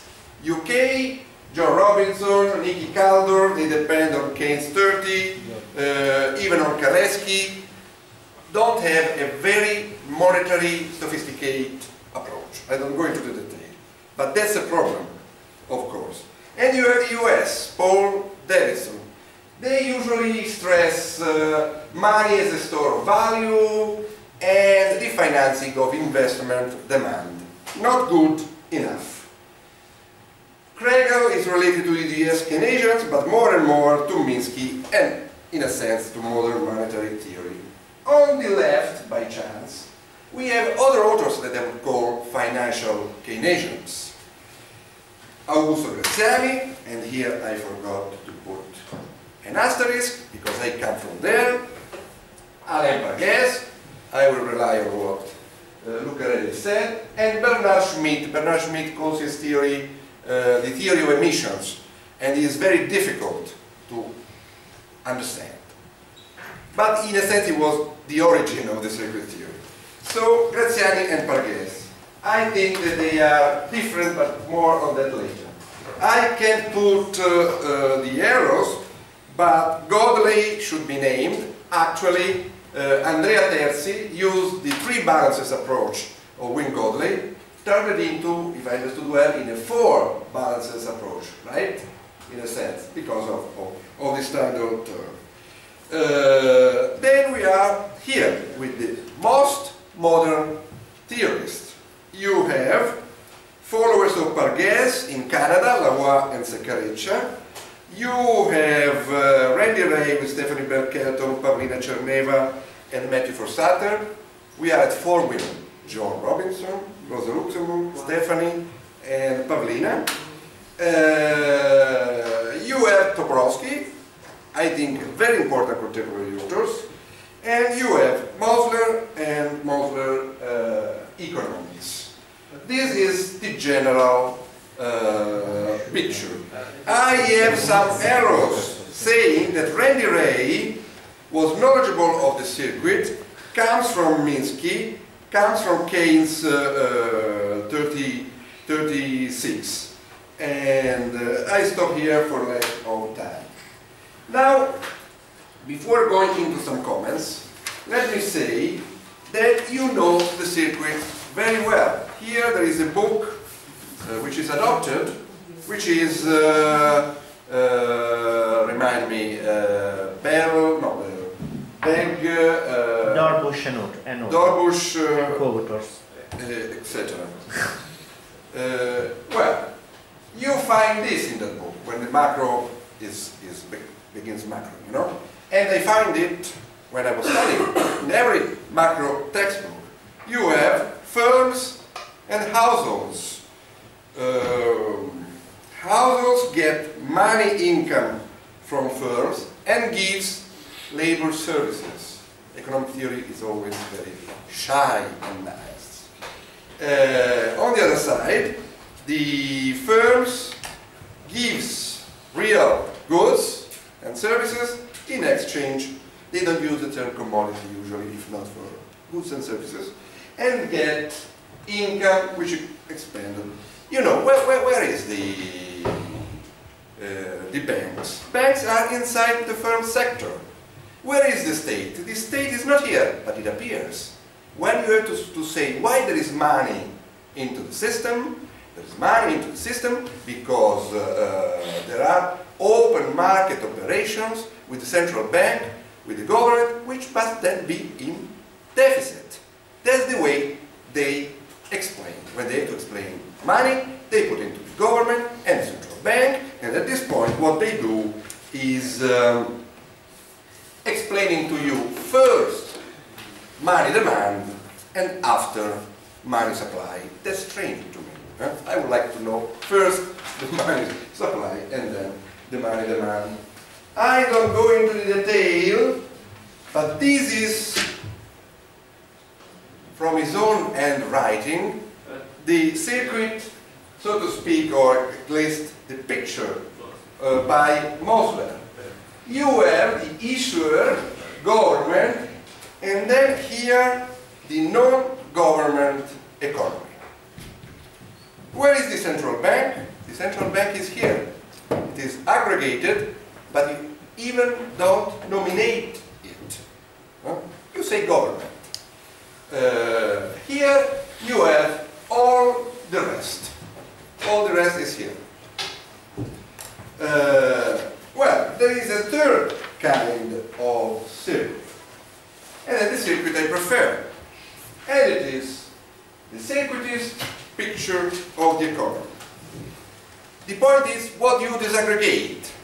Here you have banks, there may be a central bank, firms, and I don't use the term households. I use the term workers, here wage workers. Banks gives finance to firms for production. Wage workers receive the money, wages. They spend it in the consumption goods.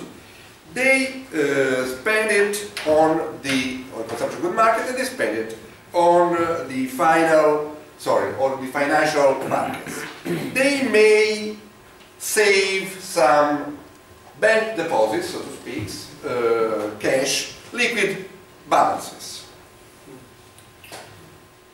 This is the basic circuit of circuit theory. Where is the government? Where is the foreign sector? They are added in a second moment.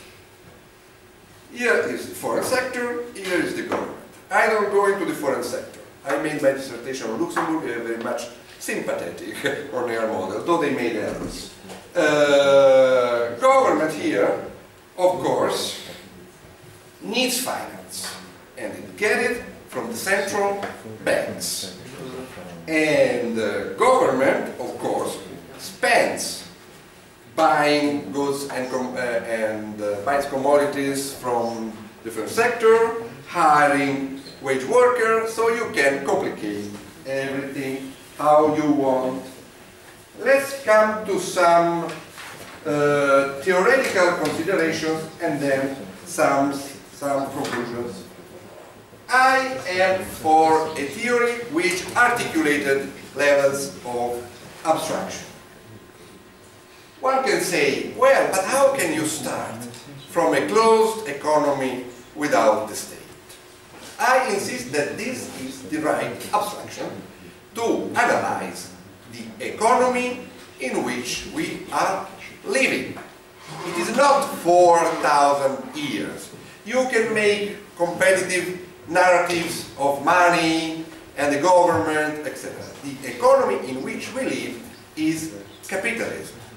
Maybe you realize that capitalism was completely absent by Warren's speech, was absent by Andrea's speech. It appeared as a kind of miracle in the discourse by Stefano Lucarelli, with a reference to an author which he loves and he insisted he wanted to teach it in my course, which is Michał Kaleski.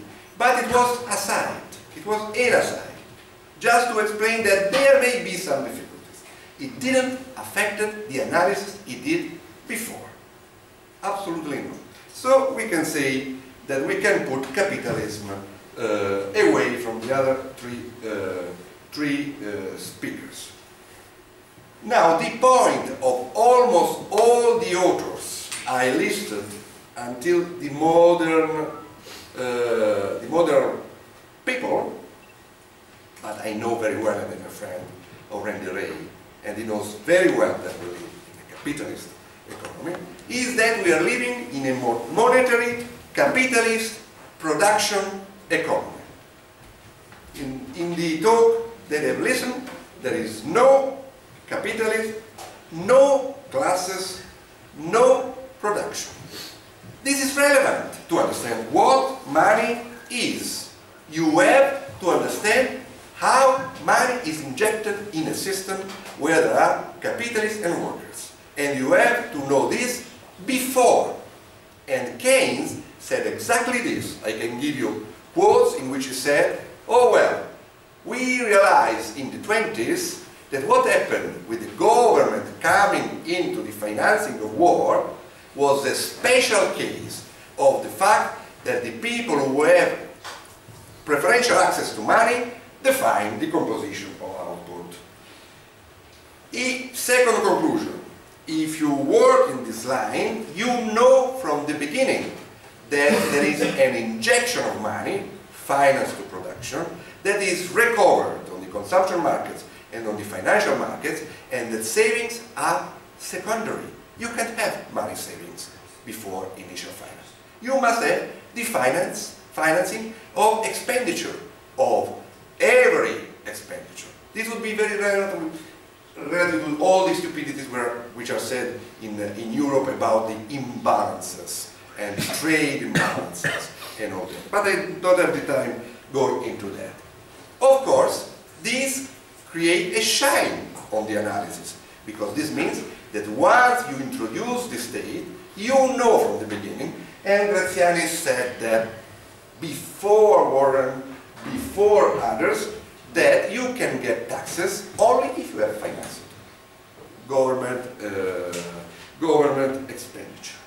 So, second kind of consideration is a kind of restating the first. The aggregation problem. For me, Mosler economics and the modern money theory have a too low level of aggregation, exactly as the traditional thinking. It is monetary, you know, but as in the traditional thinking you have firms and households, here you have the issuer, the government, and the government. This does not mean, I want to be clear, that you can analyze any real economy without putting into the picture the state. I am a Kaleskian. I think that no economy, no capitalist economy, can't live in a closed world without the government coming in with expenditures, in deficit, monetary financed. But if you go too low, you can sell relevant processes. You also can sell the relationship which are there between the government, the central bank, and the ordinary commercial banks.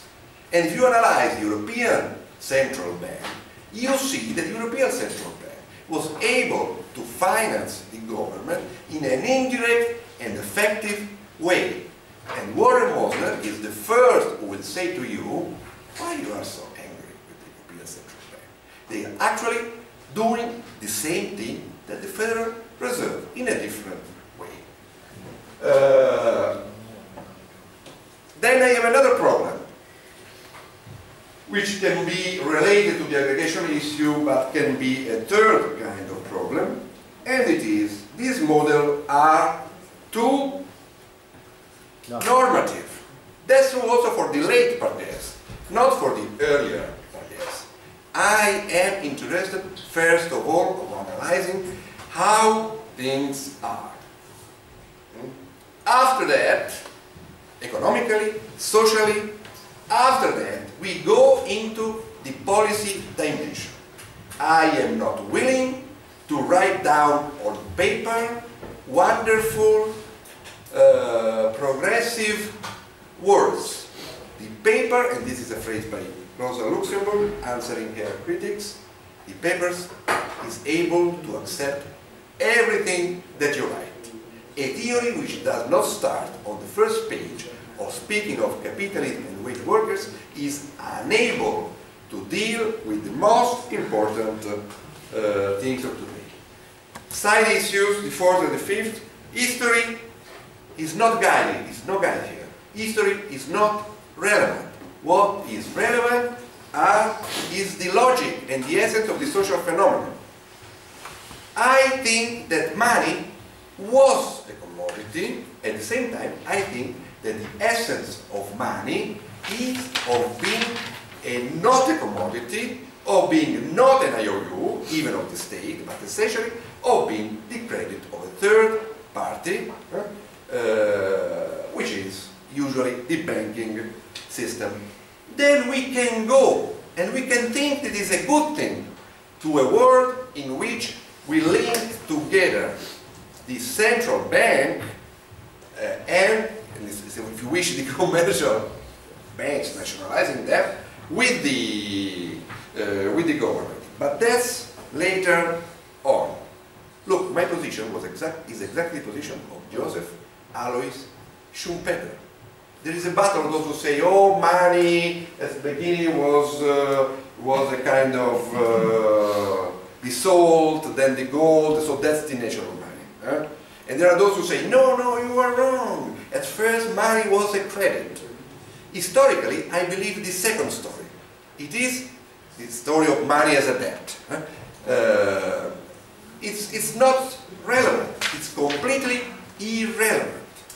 What is relevant is what is money in the most developed form today, and must be a capitalist money. And money is what gives access to the command of workers. The picture that Warren gave of the economy and the MMT risks to give is of what Marx called a tribute economy. Change the government with the prince. It may be an enlightened prince, it may be a bad prince. The picture is exactly the same. I give you money and tax you, so you will have to work to get the tax credits and pay me, so I, the state, the sovereign, get resources. This is a tribute economy.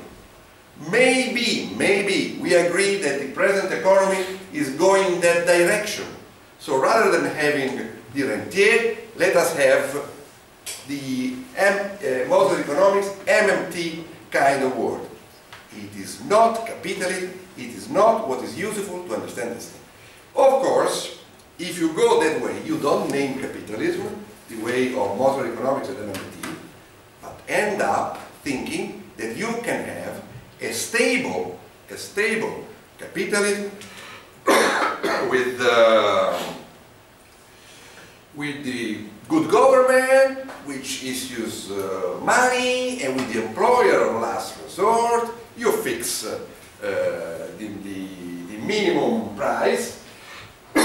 This for me is inconsistent with the basic income approach. You can have two minimum competing prices, and so you can have one of what Minsky would have called the 57 capitalism, which is with full employment.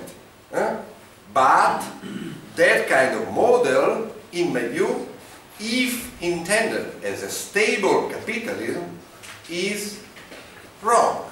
This capitalism is not stable.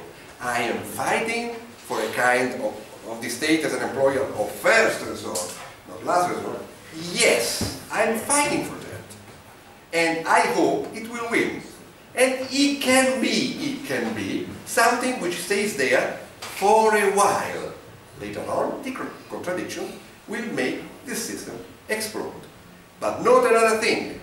Those who say employer of last resort are saying this is a polmone. Come si dice polmone in inglese?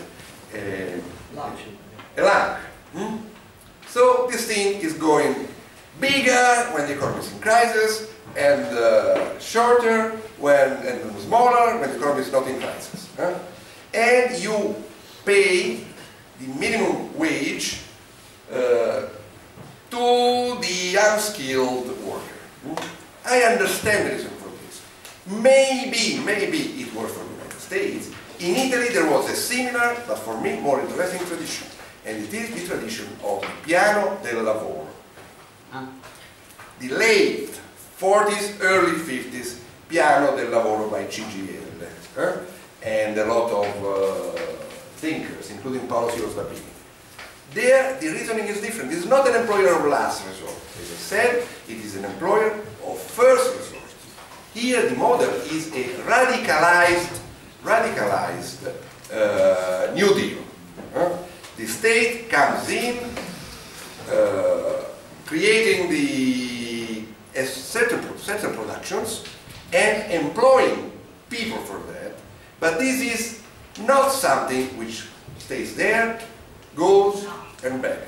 It is planned with what Parges calls, and rightly so, ex ante planned good deficits.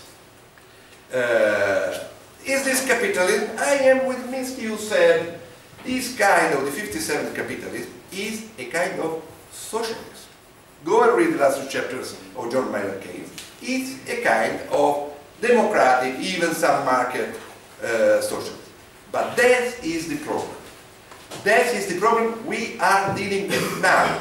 We don't need somebody who comes to say, oh, I have the magic solution with the technical trick. They are all bastards because they are not using the safe life techniques. This would be beautiful, but it is dramatically wrong.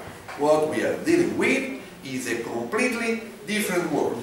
We have a dramatic crisis, big crisis of capitalism, and we have to deal with that. And to deal with that is going against the past forms of capitalism and trying to put on the agenda from below, because from above we don't have parties, we don't have trade unions who believe in this, the issue that rightly so Stefano Lucarelli raised, starting to again to discuss the how much, what and for whom we are producing.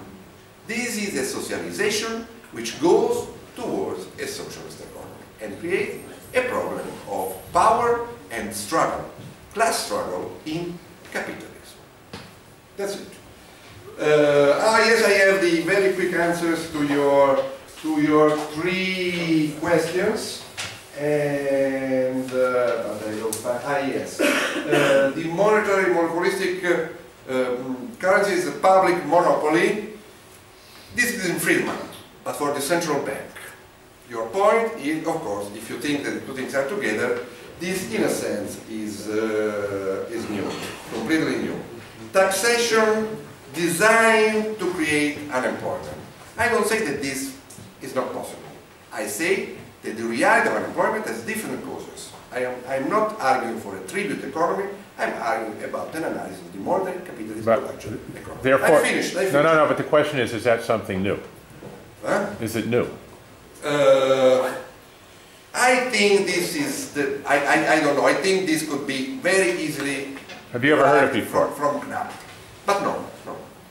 You know, you have to remember the test I posed. Not everything that is new is good. But yes, that's new. Okay. The third thing is ELR as a price anchor. This, of course, is not new, because it was in Minsky. As a price anchor? Yes, it's explicit about that. For price, it means the wage, but then towards, thanks to the price system, it is a kind of price anchor generally. He said that. It's a price anchor on the labor market. Did he say that specifically? Yes. Okay. It's like I can give you the quotes. Okay, so 2 out of 3. There is a new book out by the Levi people exactly on this. I am editing the Italian edition. So 2 out of 3? 2 out of 3, it's a good story. We have now time for your questions and then the debate. How much time? We have exactly 40 minutes, so plenty of time. First, I will give, after your questions, the word or the floor, or you call it, to what? Any questions, or you prefer, first of all, they prefer it, but we prefer Mosler answers? Okay. Okay, so Warren, So, if you it's up to may, you. for the 20 camera, minutes. come to the desk. I don't even know where to start. Start from the beginning. That's the usual Yeah. best choice. Okay. And here I have credit and banking is all over here. Yes, no, no. Okay. So it's not like there were no banks. And the foreign sector is included in the non-government because it's non-residents. Okay. And there are many governments in the world without a central bank. Yeah. And so you can, so I'm starting with a basic model, and I can show you where the central bank would go and add it in. But there are many capitalist economies without a central bank. And I can't remember some of this other stuff. You want to. So the way I got involved with the circuit theory and Professor Gaz was he showed me the circuit theory and capitalism. Take care. See you later. He's very good. And he said, firms need money to be able to hire people. And I go, well, wait a minute. Why does anybody work for the money? Where does that come into the story? And it did. Okay, so I said, well, it's not wrong. Yes, people do work for money. Yes, that's capitalism, but it's not the beginning of the story. The story begins with the reason why people would work for the money. And that's the story you've heard from me. And so when we aggregate or disaggregate or use models or use abstractions, at least for me, I'm trying to answer a question. And so my model here starts with the answer to the question is why are the people working for the money to begin with?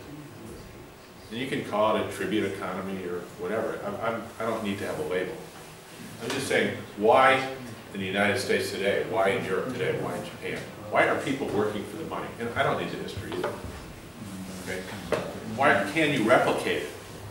Can I replicate why people are working for the money? And the answer is yes, people are working for the money because they need to pay taxes.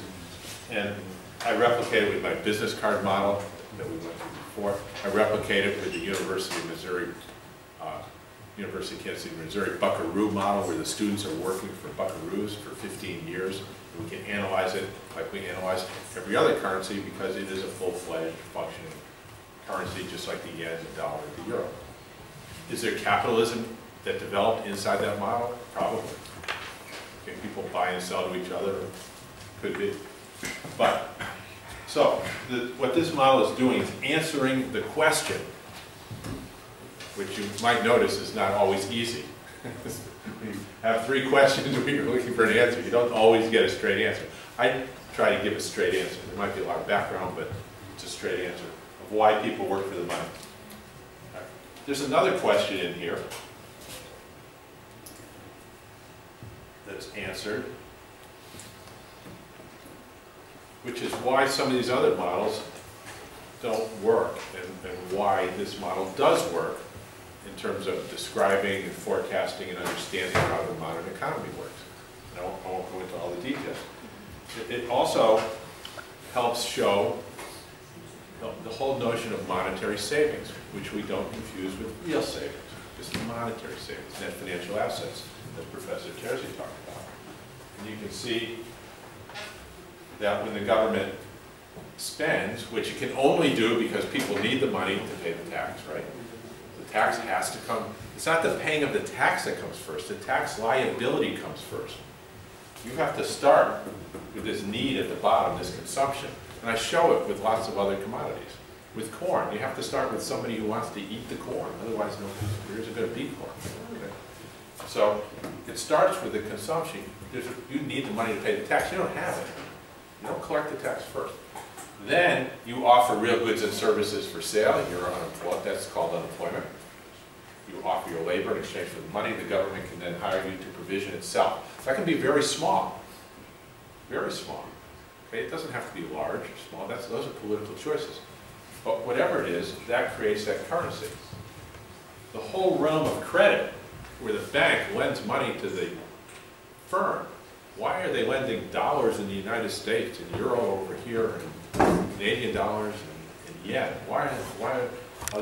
Because the thing you need to pay taxes has monetized the economy and it has become the object of banking. It's a thing that they're leveraging. We call that leveraging. There would be nobody borrowing and spending dollars if there wasn't a dollar to begin with. It starts with the state creating it. I guess they say writes the dictionary. Somebody said that, Keynes. And so in Japan, they all deal in yen. In the US, they deal in dollars. It seems obvious, but this gives you the outline why. And as I think Professor Terzi showed, the mainstream models don't have that in there. Okay, they don't have any reason why it's one currency versus another. They don't even have any reason for the price level.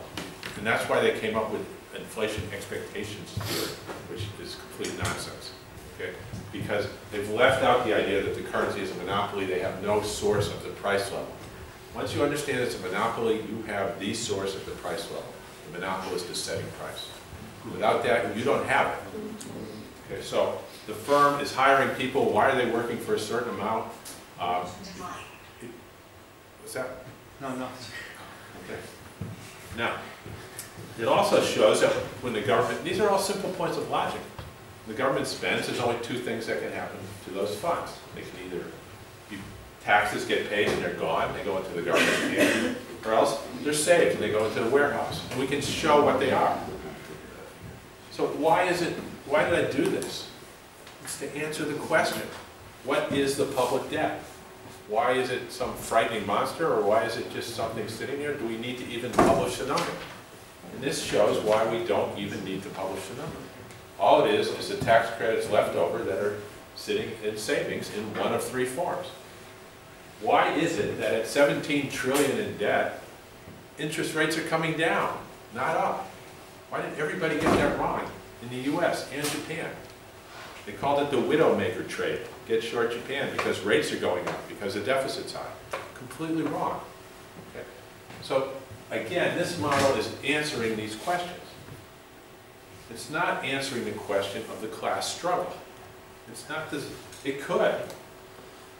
And I discuss capitalism a lot. My prior presentation explains what capitalism is, how it works, and where the unemployment is coming from in this process. And very clearly. So it's not that I left it out. Yes, I left it out this morning because that's not what we were talking about. If we want to talk about high-performance cars, which I could do, and suspension design, I'm going to leave out, the central bank. It's just not involved in that discussion. And so a lot of these things that were addressed miss the point of the discussion, miss the focus of answering the questions, which is what was done in the allotted time. So, given that, I can't even remember some of the other things that were said. If some of you can, I'd be happy to address them. But I think they were mostly out of the context of answering the specific question. Professor, do you have some? Two questions by Stefano. Oh, yeah. Sure. So, capital outflows. So what I do is I say, what is capital flow to begin with? Because people start using words, and then all of a sudden they're using the words, and it's not sustainable. Well, what does sustainable mean? You have to define, for me, I want the terms defined so I can focus on the question. So what is a capital outflow in terms of trade in the European Union? It turns out it's not what most people think it is. Now, it might be what you happen to think it is, or somebody, but so let's define it. There's not like some pipe going from Italy to Germany, capital flowing or going to the United States or anything else. In fact, if you look between one currency and another, there is no such thing as capital flow in the way you might think. So everybody know what a bank looks like? Okay, here's a bank, right? You have loans and deposits. Now, is there more in a bank? Am I abstracting? Yes. But to answer this question, we're going to just use loans and deposits. I know that. And here's another bank. And this one's pesos in Mexico. And this is dollars in the U.S.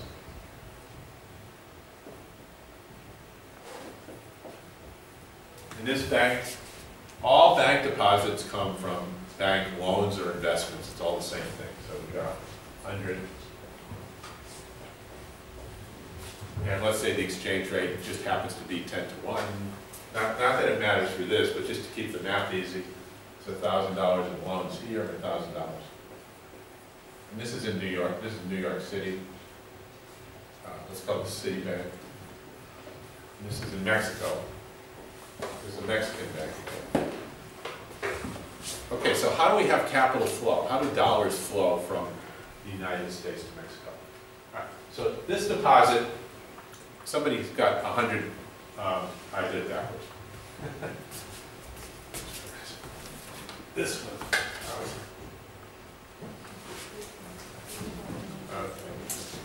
Okay.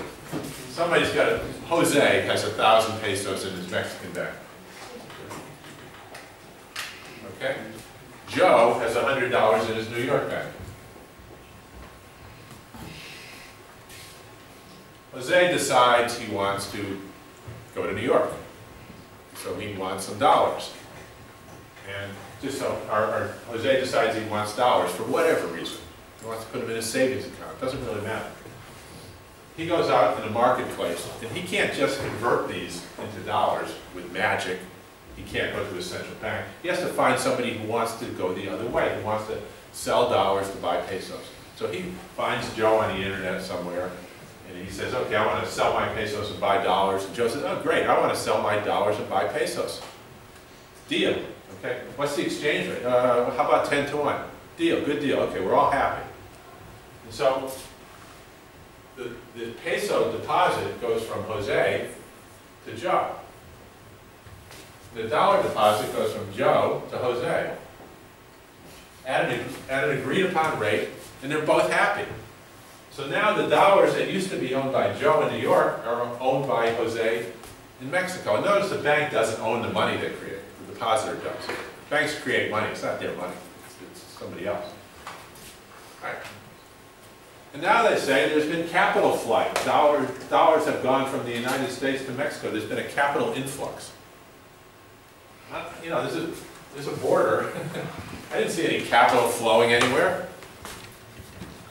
Now, in the old days, when it was convertible into gold, and somebody converted it and went to the central bank and took the gold and it went to another country or whatever, that's where this capital flows thing came from, or fixed exchange rate. But in today's floating exchange rates, what are we talking about? So now let's bring it to the Eurozone. Within. So now let's just look at one country, the euro. See, I'm not trying to like stretch out the answer, but you have to know this, otherwise. So first we're talking about capital outflows, we realize there's something else going on. So if you have one bank, and this is a euro bank, and it's got loans and deposits, and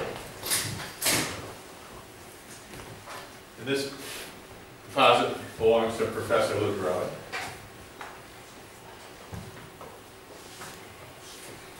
And he pays, his wife goes shopping and she buys a new dress. And he pays for the dress. Now the deposit goes from him to, who makes dresses over here?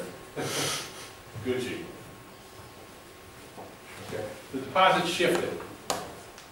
They would say there's no capital flow.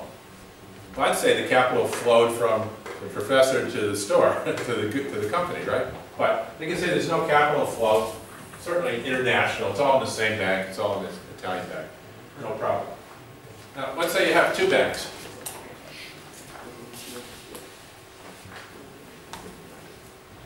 And now here's where the questions start. Still both Italian banks. The money now goes from here to here, because Gucci's got their account in another bank. They don't use the same bank. Okay, they have a bank in Rome, and this is a bank in Milan, or whatever. And now these banks have a problem, because this bank has an overdraft at the central bank, and this bank has a credit once the check clears. And so these banks will borrow from each other in the interbank market in normal times. And one bank will owe the other. This will be a loan from this bank, and this will be a loan from this bank, and this will be a deposit in this bank, whatever.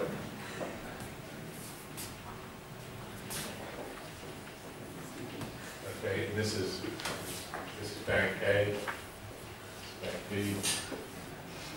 This deposit belongs to bank B. Okay, this is a loan to bank A. So this bank has loaned money, bank A has loaned money to bank B.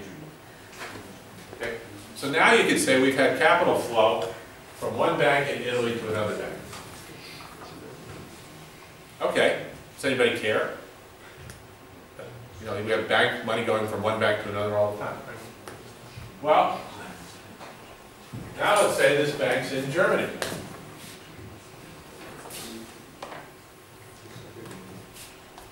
Same thing happens, but now there's been capital flow from Italy to Germany.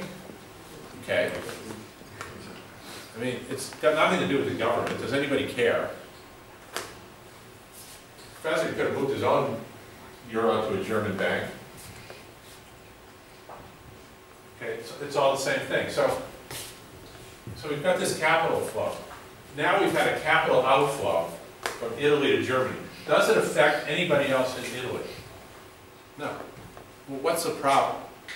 The problem is when the German bank doesn't want to loan to the Italian bank because they're worried about default, they're worried about credit, whatever.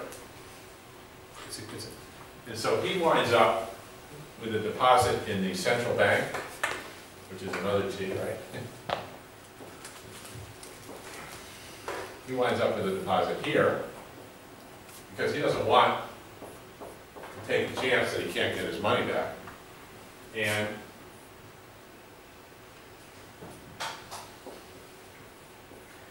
the central bank has a deposit here. This bank has a loan from the central bank. So now the central bank has a loan to the first bank and a deposit from the second bank because these two people don't want to lend to each other and do anything about it. Does this cause a problem? No. This is normal liquidity provision. This is guaranteed by qualifying collateral as determined by the European Union. If this bank defaults, this bank's German bank still has his deposit at the ECB. It's not here. He's at no risk whatsoever of losing his deposit. If this bank defaults, the ECB has a collateral which they accepted based on the total union demand. And so, and again, this doesn't necessarily have anything to do with trade. The professor could have just decided, I want to move my deposit here. He didn't have to buy something from Germany. He could have bought something from Gucci, and Gucci happens to decide to keep their deposit here. It's just people choosing which banks they want to put their money in. Next thing that happens, to fully understand it, is the central bank's got two branches. One called the Bundesbank and one called the Bank of Italy. And so the deposits in the Bundesbank, the loan is through the other branch, the Bank of Italy. Banks have branches. They have loans through one branch, deposits in another. They consolidate them on the top. Doesn't mean anything. So what's happened is people got scared of Greek banks, Italian banks, Spanish banks. They took their money out, they put it in a German bank. The German bank wouldn't lend back, so they both sit there with credits at the Bundesbank, and then collateralized loans at the Bank of Spain, Bank of Italy. Okay, and they see this, and they look at the trade, and they see it as a trade problem. And it's a capital outflow problem. And they're putting the wrong names on just managing bank liquidity. Now, in the system that's proposed, the central bank will do the bank regulation and will handle all the bank liquidity and probably guarantee all the deposits, directly or indirectly. And so that will hopefully remove this language that they're putting on a simple bank liquidity matter that has nothing to do with the economy of either country. So, do I think capital outflows caused the crash? What's the question? How did the question, what is the role of capital outflow in the European crisis? Okay, so the role of the... In particular, because, for example, just a couple of words. when I use to explain by using John Harvey's book, the capital inflow and capital outflow, I distinguish between the direct investment and the portfolio capital. Sure.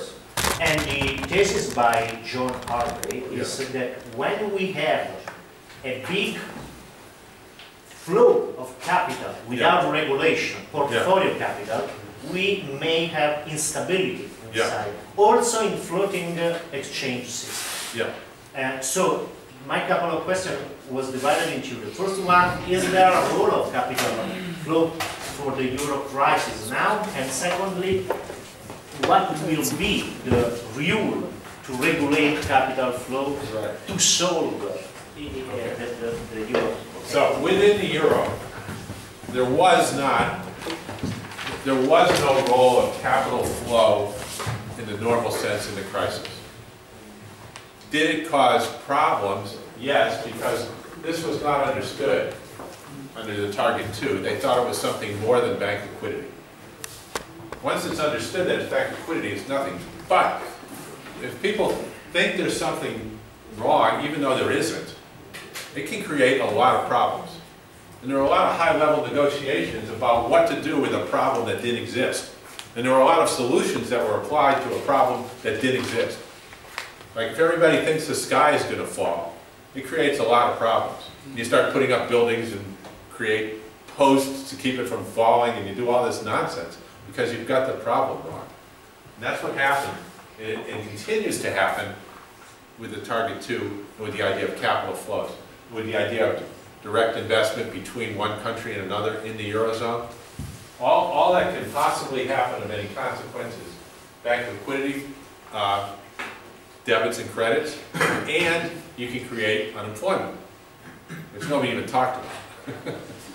Okay, because when you lose demand in one country, or you gain demand through capital, it's not the capital inflow, it's the fact that some company's going to hire people in Germany to build new cars, and they're not going to hire people in Italy to build cars, so you get employment consequences. Those are real consequences, and it gets confused with what bank liquidity is and how it works. Now, you can also have capital, what they call capital flows between the European Union and Japan, or something like that. And that comes back to the Mexico-US. You don't actually get the euros moving to Japan. The name on the account changes from whoever used to own the CCT when it gets rolled over to Japan's name is on the CCT. The other thing is the governments aren't involved. Either way. It's his class, so I defer to the higher authorities. No, it's just if you want to leave 5 minutes to the others. Oh, sure. No, but when you have finished your course. So I think we've got the basics, and again, we'd be happy to do this in a separate class to outline exactly what capital flows are. We may organize in a separate class a lecture on crisis. Okay. Yeah. So I would go into the same order. Andrea, 5 minutes. Additional comment.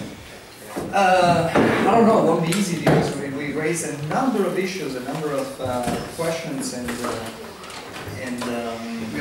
Warren's theory of currencies as part of the monopoly, as you've seen today, provides a framework where you can analyze a variety of issues in a different light.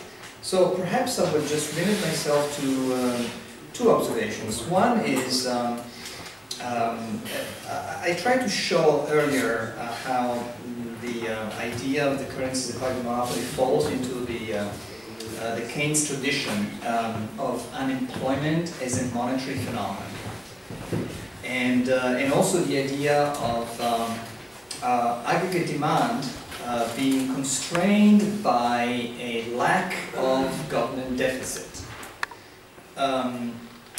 Now, what's the difference between this, say, MMT kind of approach and the traditional Keynesians? Well, one example is the income multiplier. I had a discussion of an email with the editor of a blog, an Italian blog. He's a Keynesian, and he, at some point he raised the issue, and he wrote to me something like, well, if you don't accept the idea of the income, or if you don't think that the income multiplier is important, this is a big problem for a Keynesian. I said, why? And in fact, the reason why traditional Keynesian models very much insist on the income multiplier is the idea that, okay, you can generate more growth and jobs with deficit, and creating jobs is good, but creating deficit is bad. And the income multiplier is a way to show or to prove that by creating a little bit of deficit, you create jobs in a multiplied fashion in such a way that a deficit spending policy is ultimately creating a relatively limited deficit GDP ratio. With Warren's approach, this whole thing disappears. The size of the income multiplier doesn't matter anymore. If the income multiplier is very small, you just need more deficit. So,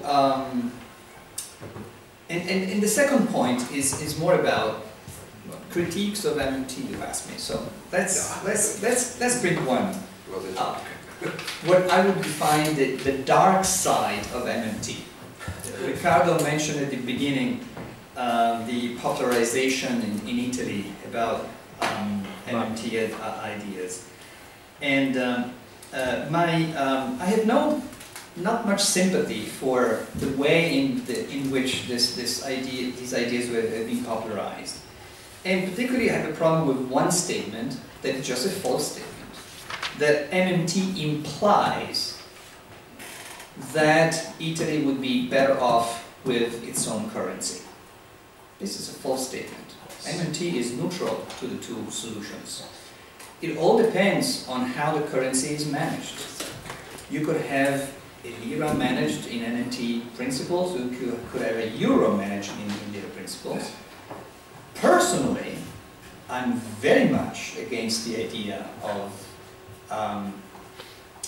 leaving the common currency in Europe, not so much for economic reasons.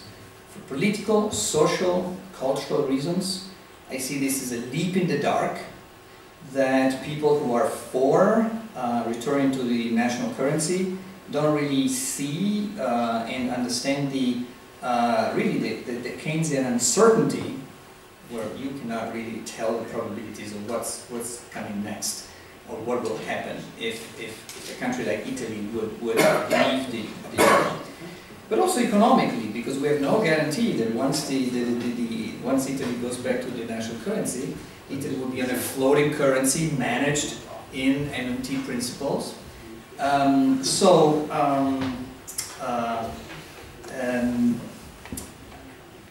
think the main point is, as I said, is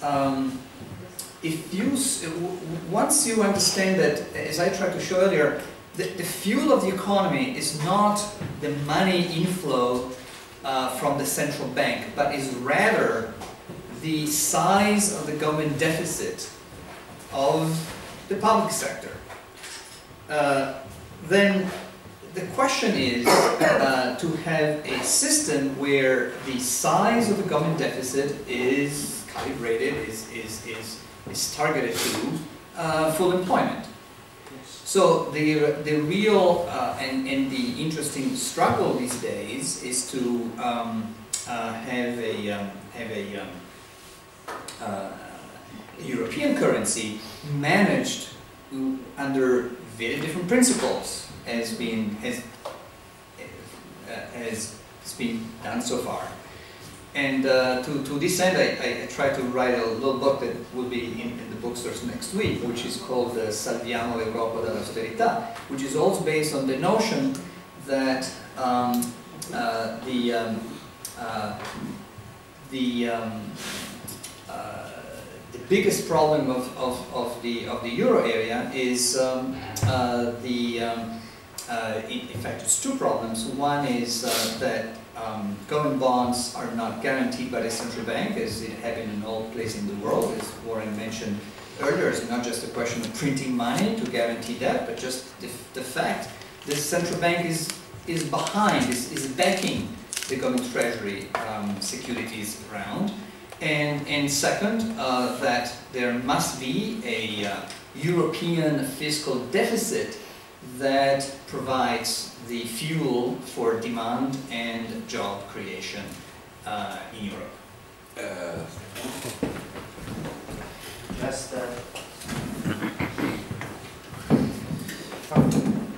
I think that Andrea Terzi stressed the point that is also case one. The problem is to support full employment and to rethinking public finance able to be same. That's the point, and this is the reason because modern money theory is important. Yes, we may find in circuitist approach during the 70s, for example, some passages by Augusto Graziani regarding the real role of the taxation and the linkages between the spending, public spending, and the credit system. So the interpretation of public spending as a specific first credit to support the economic system. That's true, but I cannot find, I'm not so expert like Riccardo, these passages clearly in the most popular English book by Augusto Graziani. It's true? I think there are, but anyhow, for me it is irrelevant, because it is clearly a straightforward conclusion. You can raise money from the circuit only if you have put money into the circuit. But so if you avoid the channel banks firms, and the only way to put it through the government, taxes can be paid only after the government inflow of money. I don't see how to be different. I think that the big merit of Warren is clearly affirming this point and also proposing this point in the public debate. Another little point, I'm totally agreed with Andrea Terzi regarding the damages of a not meditated way to organize social movement for these very delicate theories. And this is one of the reasons because I'm very happy to have here directly Warren Mosler at university, also to promote a discussion among social movements and university. I think that this time are the right time for coming inside university to ask questions and to propose, to think and to discuss policies, because we are now without a political identity and without a right government proposal. Only, no, it's not a consideration. Tomorrow there will be, in the afternoon at 3:30, a lecture on international monetary economics, and I will explain some passages regarding the Harvey approach to capital flows. And I invite Warren to continue the discussion during the class. I know that there will be also some Polish friends that will discuss with us. And naturally, if Riccardo and also Andrea will come, and all of us that are not in the class may come. 3:30. Thank you for your attention. Thank you, and I try to stay just in 5 minutes. It will not be easy. Later on, I don't know if the room is taken, but I know that the students will want to present an initiative of some students. I have to be very quick maybe this evening. We'll not discuss this, but only at cocktail without the woman. However, about the issue of capitalism, non-capitalism. Yes, I think you're a sensible person and you know that we live in capitalism. My point was strictly theoretical. We were here to discuss the theory. You constructed that diagram. If I remember well, you started with the government and the non-government economy. Later on, you added the horizontal thing. My theoretical point... Just understand, I started with answering the question of why people work for the money. Exactly. Okay. And I think that you have to start the other way. And why people work for the money, in my approach, just because they don't have any other way, that's to sell their labor power to firms which give them the money wages. So I have an answer, you know. There are those who have the ownership of the means of production and or the access to finance, and the others who have not. Then one may say there is in depth to consumption, but again, Graziani and myself... That's a different question you're answering. You were asking why people need to sell their labor services? Right, with the capital letters, the fundamental reason why they would sell for that particular... The fundamental reason for the currency, is for that currency. They need the goods, and to need the goods, they need to have money. Yeah, but why do people sell the goods for the money? We can discuss forever, but let me say my point. Infinite regression. This answers the question. No, it's not infinite regression. You are going against what is Kaleski's point. There are those who have to earn the income, money income, before spending. And there are those who spend before having but gained it. They want the money because they can buy things. I stay silent. Okay. That's the first point. So it is a theoretical issue. Let me state... no, I don't want to have diversions. Second, before I go on, I want to be very clear on something I thought I was clear before. My intellectual and political style is not to criticize people on their behavior if they are not present here. So you will not hear from me now any criticism against people like Paolo Barber. If he would have been here, I would criticize him. We are in one society. He is here every time. He is not here. I don't say a word against him. Third point. The policy,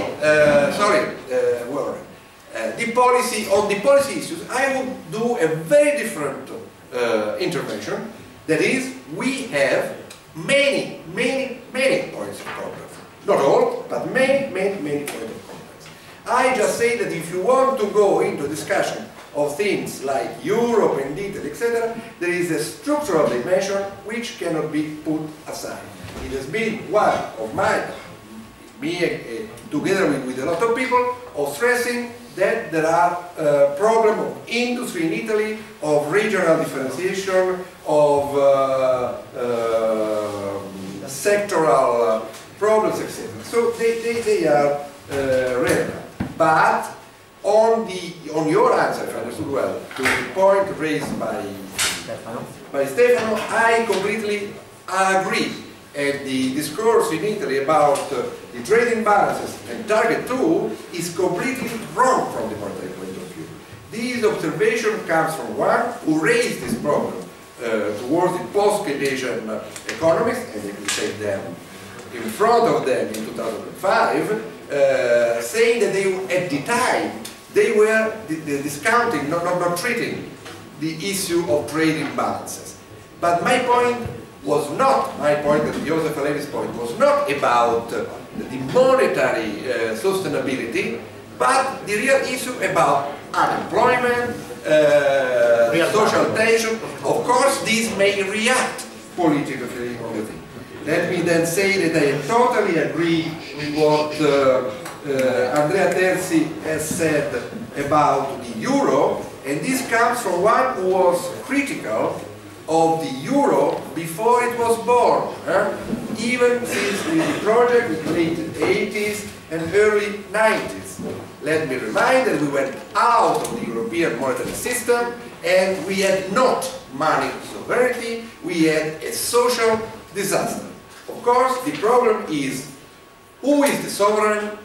Where are you going to? I think with the Russo Graziani that what would have been sensible at the time was not to go to a flexible exchange rate and that's it, but to have a huge devaluation, find a credible exchange rate, do the industrial and structural policies and stay there, not forever.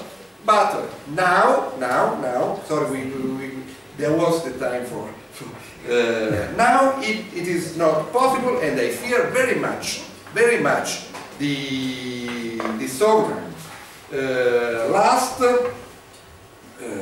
Yesterday you had a presentation by Claudio Borghi who painted the 92-93 experience in a completely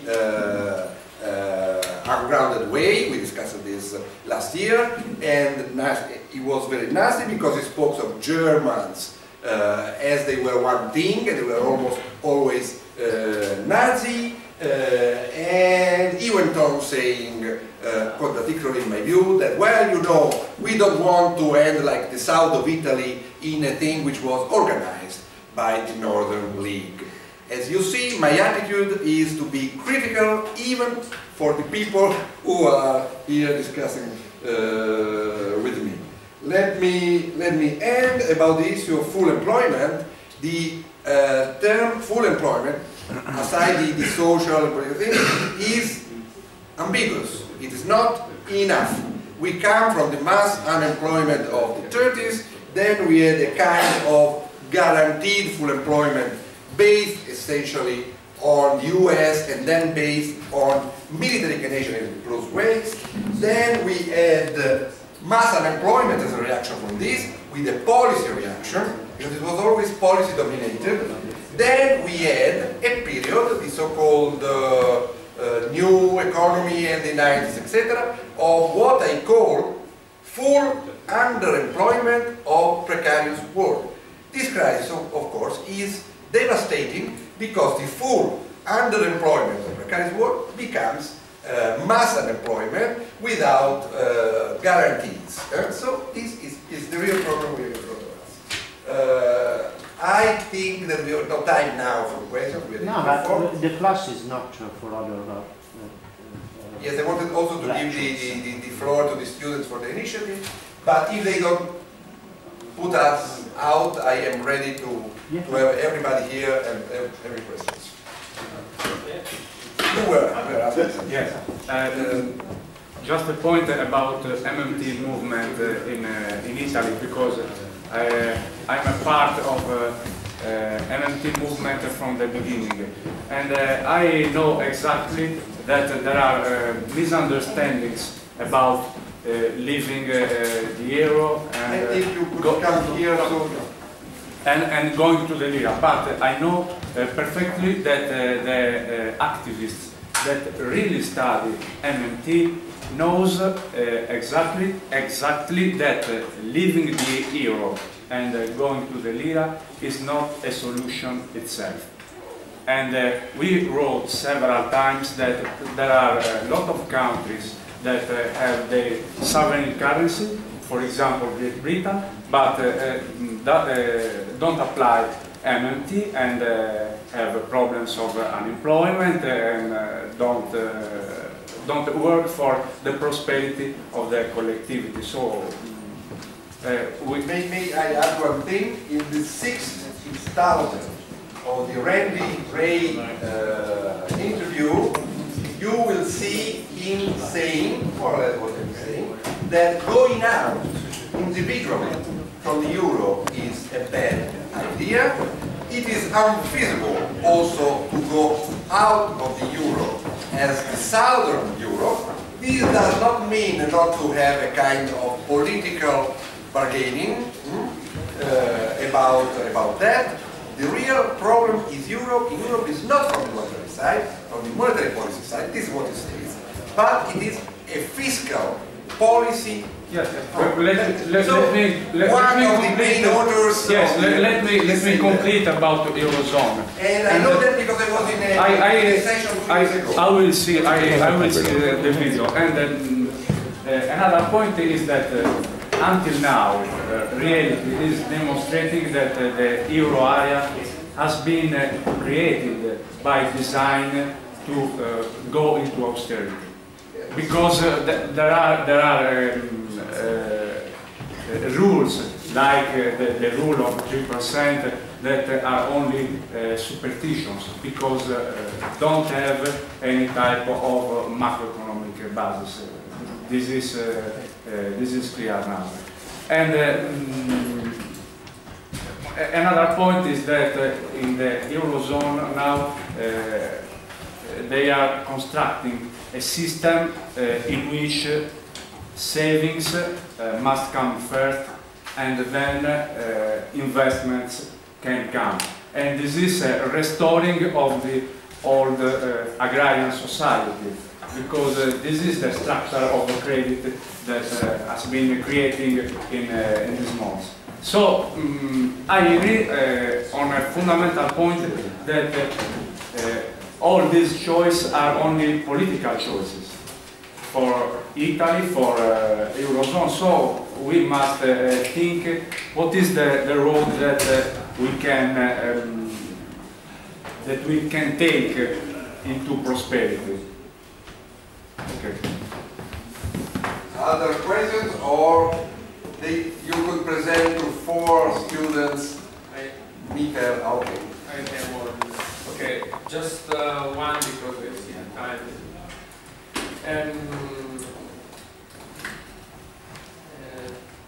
Professor Bellofiore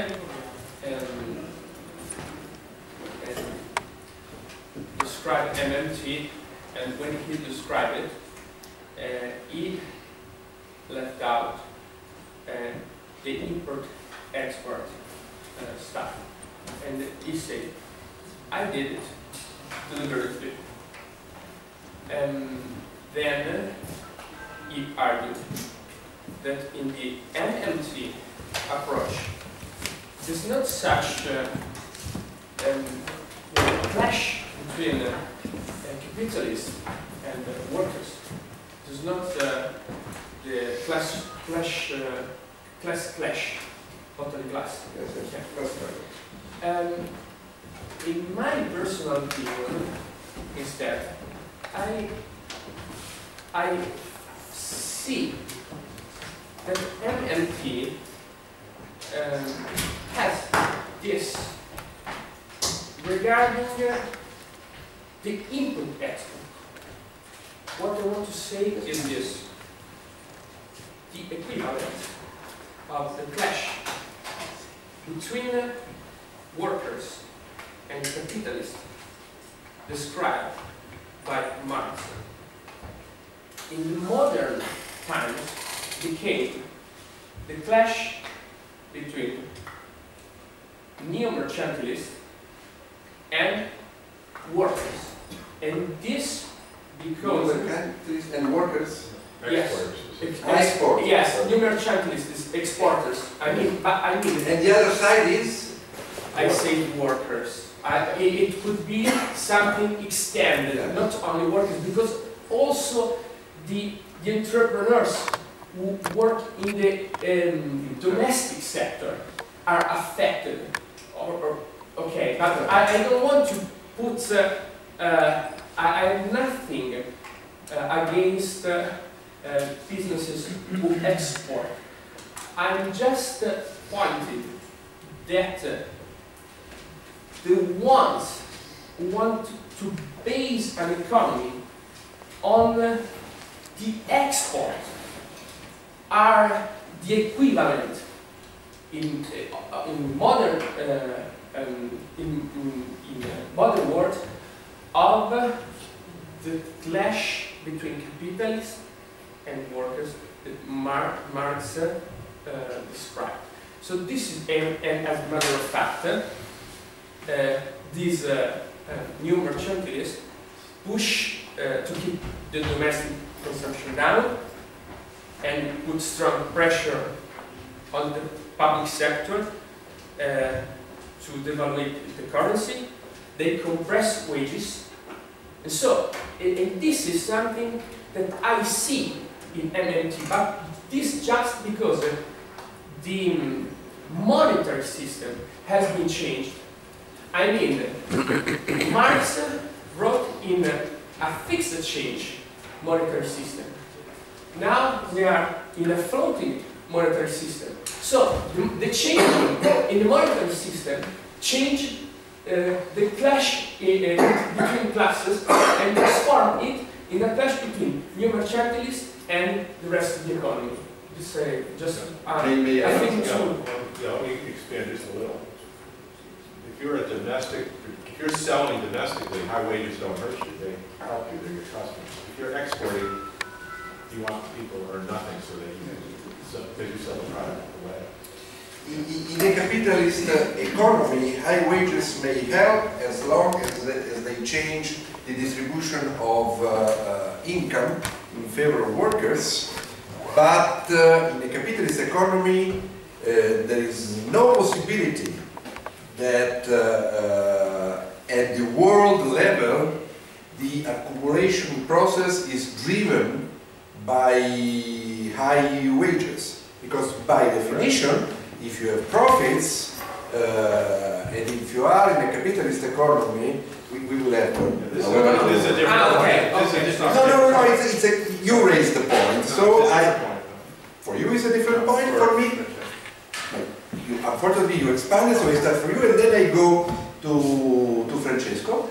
My idea is that, of course, I'm in favor of high wages, but I know that this, after a point, is strictly an anti-capitalist struggle.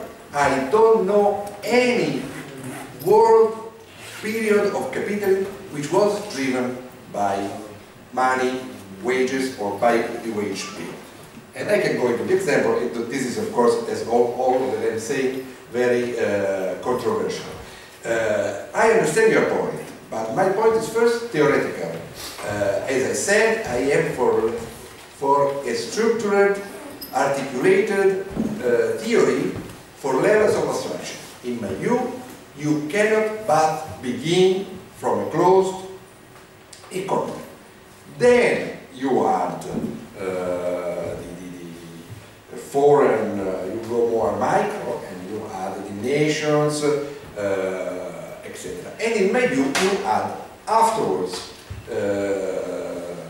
you may put it before the foreign sector, you add the government. As I said clearly, I am not thinking that you can analyze any real economy without starting from the beginning with an open economy, with the nations and the government, etc. But I very much disagree with your approach, because at the world level, the balances balance. So if you have some countries which are what you say neo-mercantilist in trade surplus, there must be other countries who are in trade deficits, you know. And this was a mutual beneficial things. I don't have ever heard from any of any political idea, American with the K, who was complaining that they were in trade deficit. You are right that here in Europe, in the neo-mercantilist country, the trade surplus was on workers, was against workers. And I completely agree on this, that we have to go beyond the trade surpluses, and this may be good for workers and entrepreneurs and firms. However, I think that we are talking seriously, theoretically seriously, of a capitalist economy, we know that first, capitalists first, they will exploit without any regulation. They will destroy the source of their wealth, who are workers, so you need to have this state regulating them, you need to have struggles and trade unions who regulate them. And from then on, you go afterwards. I'm not depicting the workers as saints. I'm depicting them as the people who is subject in a class society to the power of capitalists, and with the states usually siding with capitalists. That's the reality until now. And this is behind the fact that I'm not so sure that if we go out of the euro, we will have less austerity. In my view, we will have more austerity. Since, in my view, there is an incredible political investment from capital, from some section of capital, to build a European system. If you want to struggle against that project, you must think in a non-national way, but going beyond that. So you have to have European trade unions, etc. It is very, this is not against them, it is very difficult, but it must be done. I would not put together two things which are different, the neo-mercantilists and the workers, because the non-neo-mercantilists, the Anglo-Saxon capitalism, was worse and worse and worse against the workers. Even more. Go and look at what is the welfare state in the United States. Look what is the real rate of unemployment in the United States. They are definitely not neo-mercantilists. They are the countries, the UK, driven by Thatcher and Reagan and Bush. And even Clinton and the same Obama was not exactly very good on this. We're just trying to focus on a more narrow point. He was saying the struggle against workers is due, if I understood it well, because of the mercantilists. I said no, they are completely different. He didn't say that. Okay. That's what I'm trying to say. No, yes, of course. Okay. What we're saying is the exporter has a particular political agenda. Okay, that's well, anybody, just in general, you can't actually cut it in half, but just the no. If you could. Because if the wages goes up everywhere in the world, you export more. But the narrow point is the exporter has no incentive whatsoever to support the domestic worker. In fact, the opposite.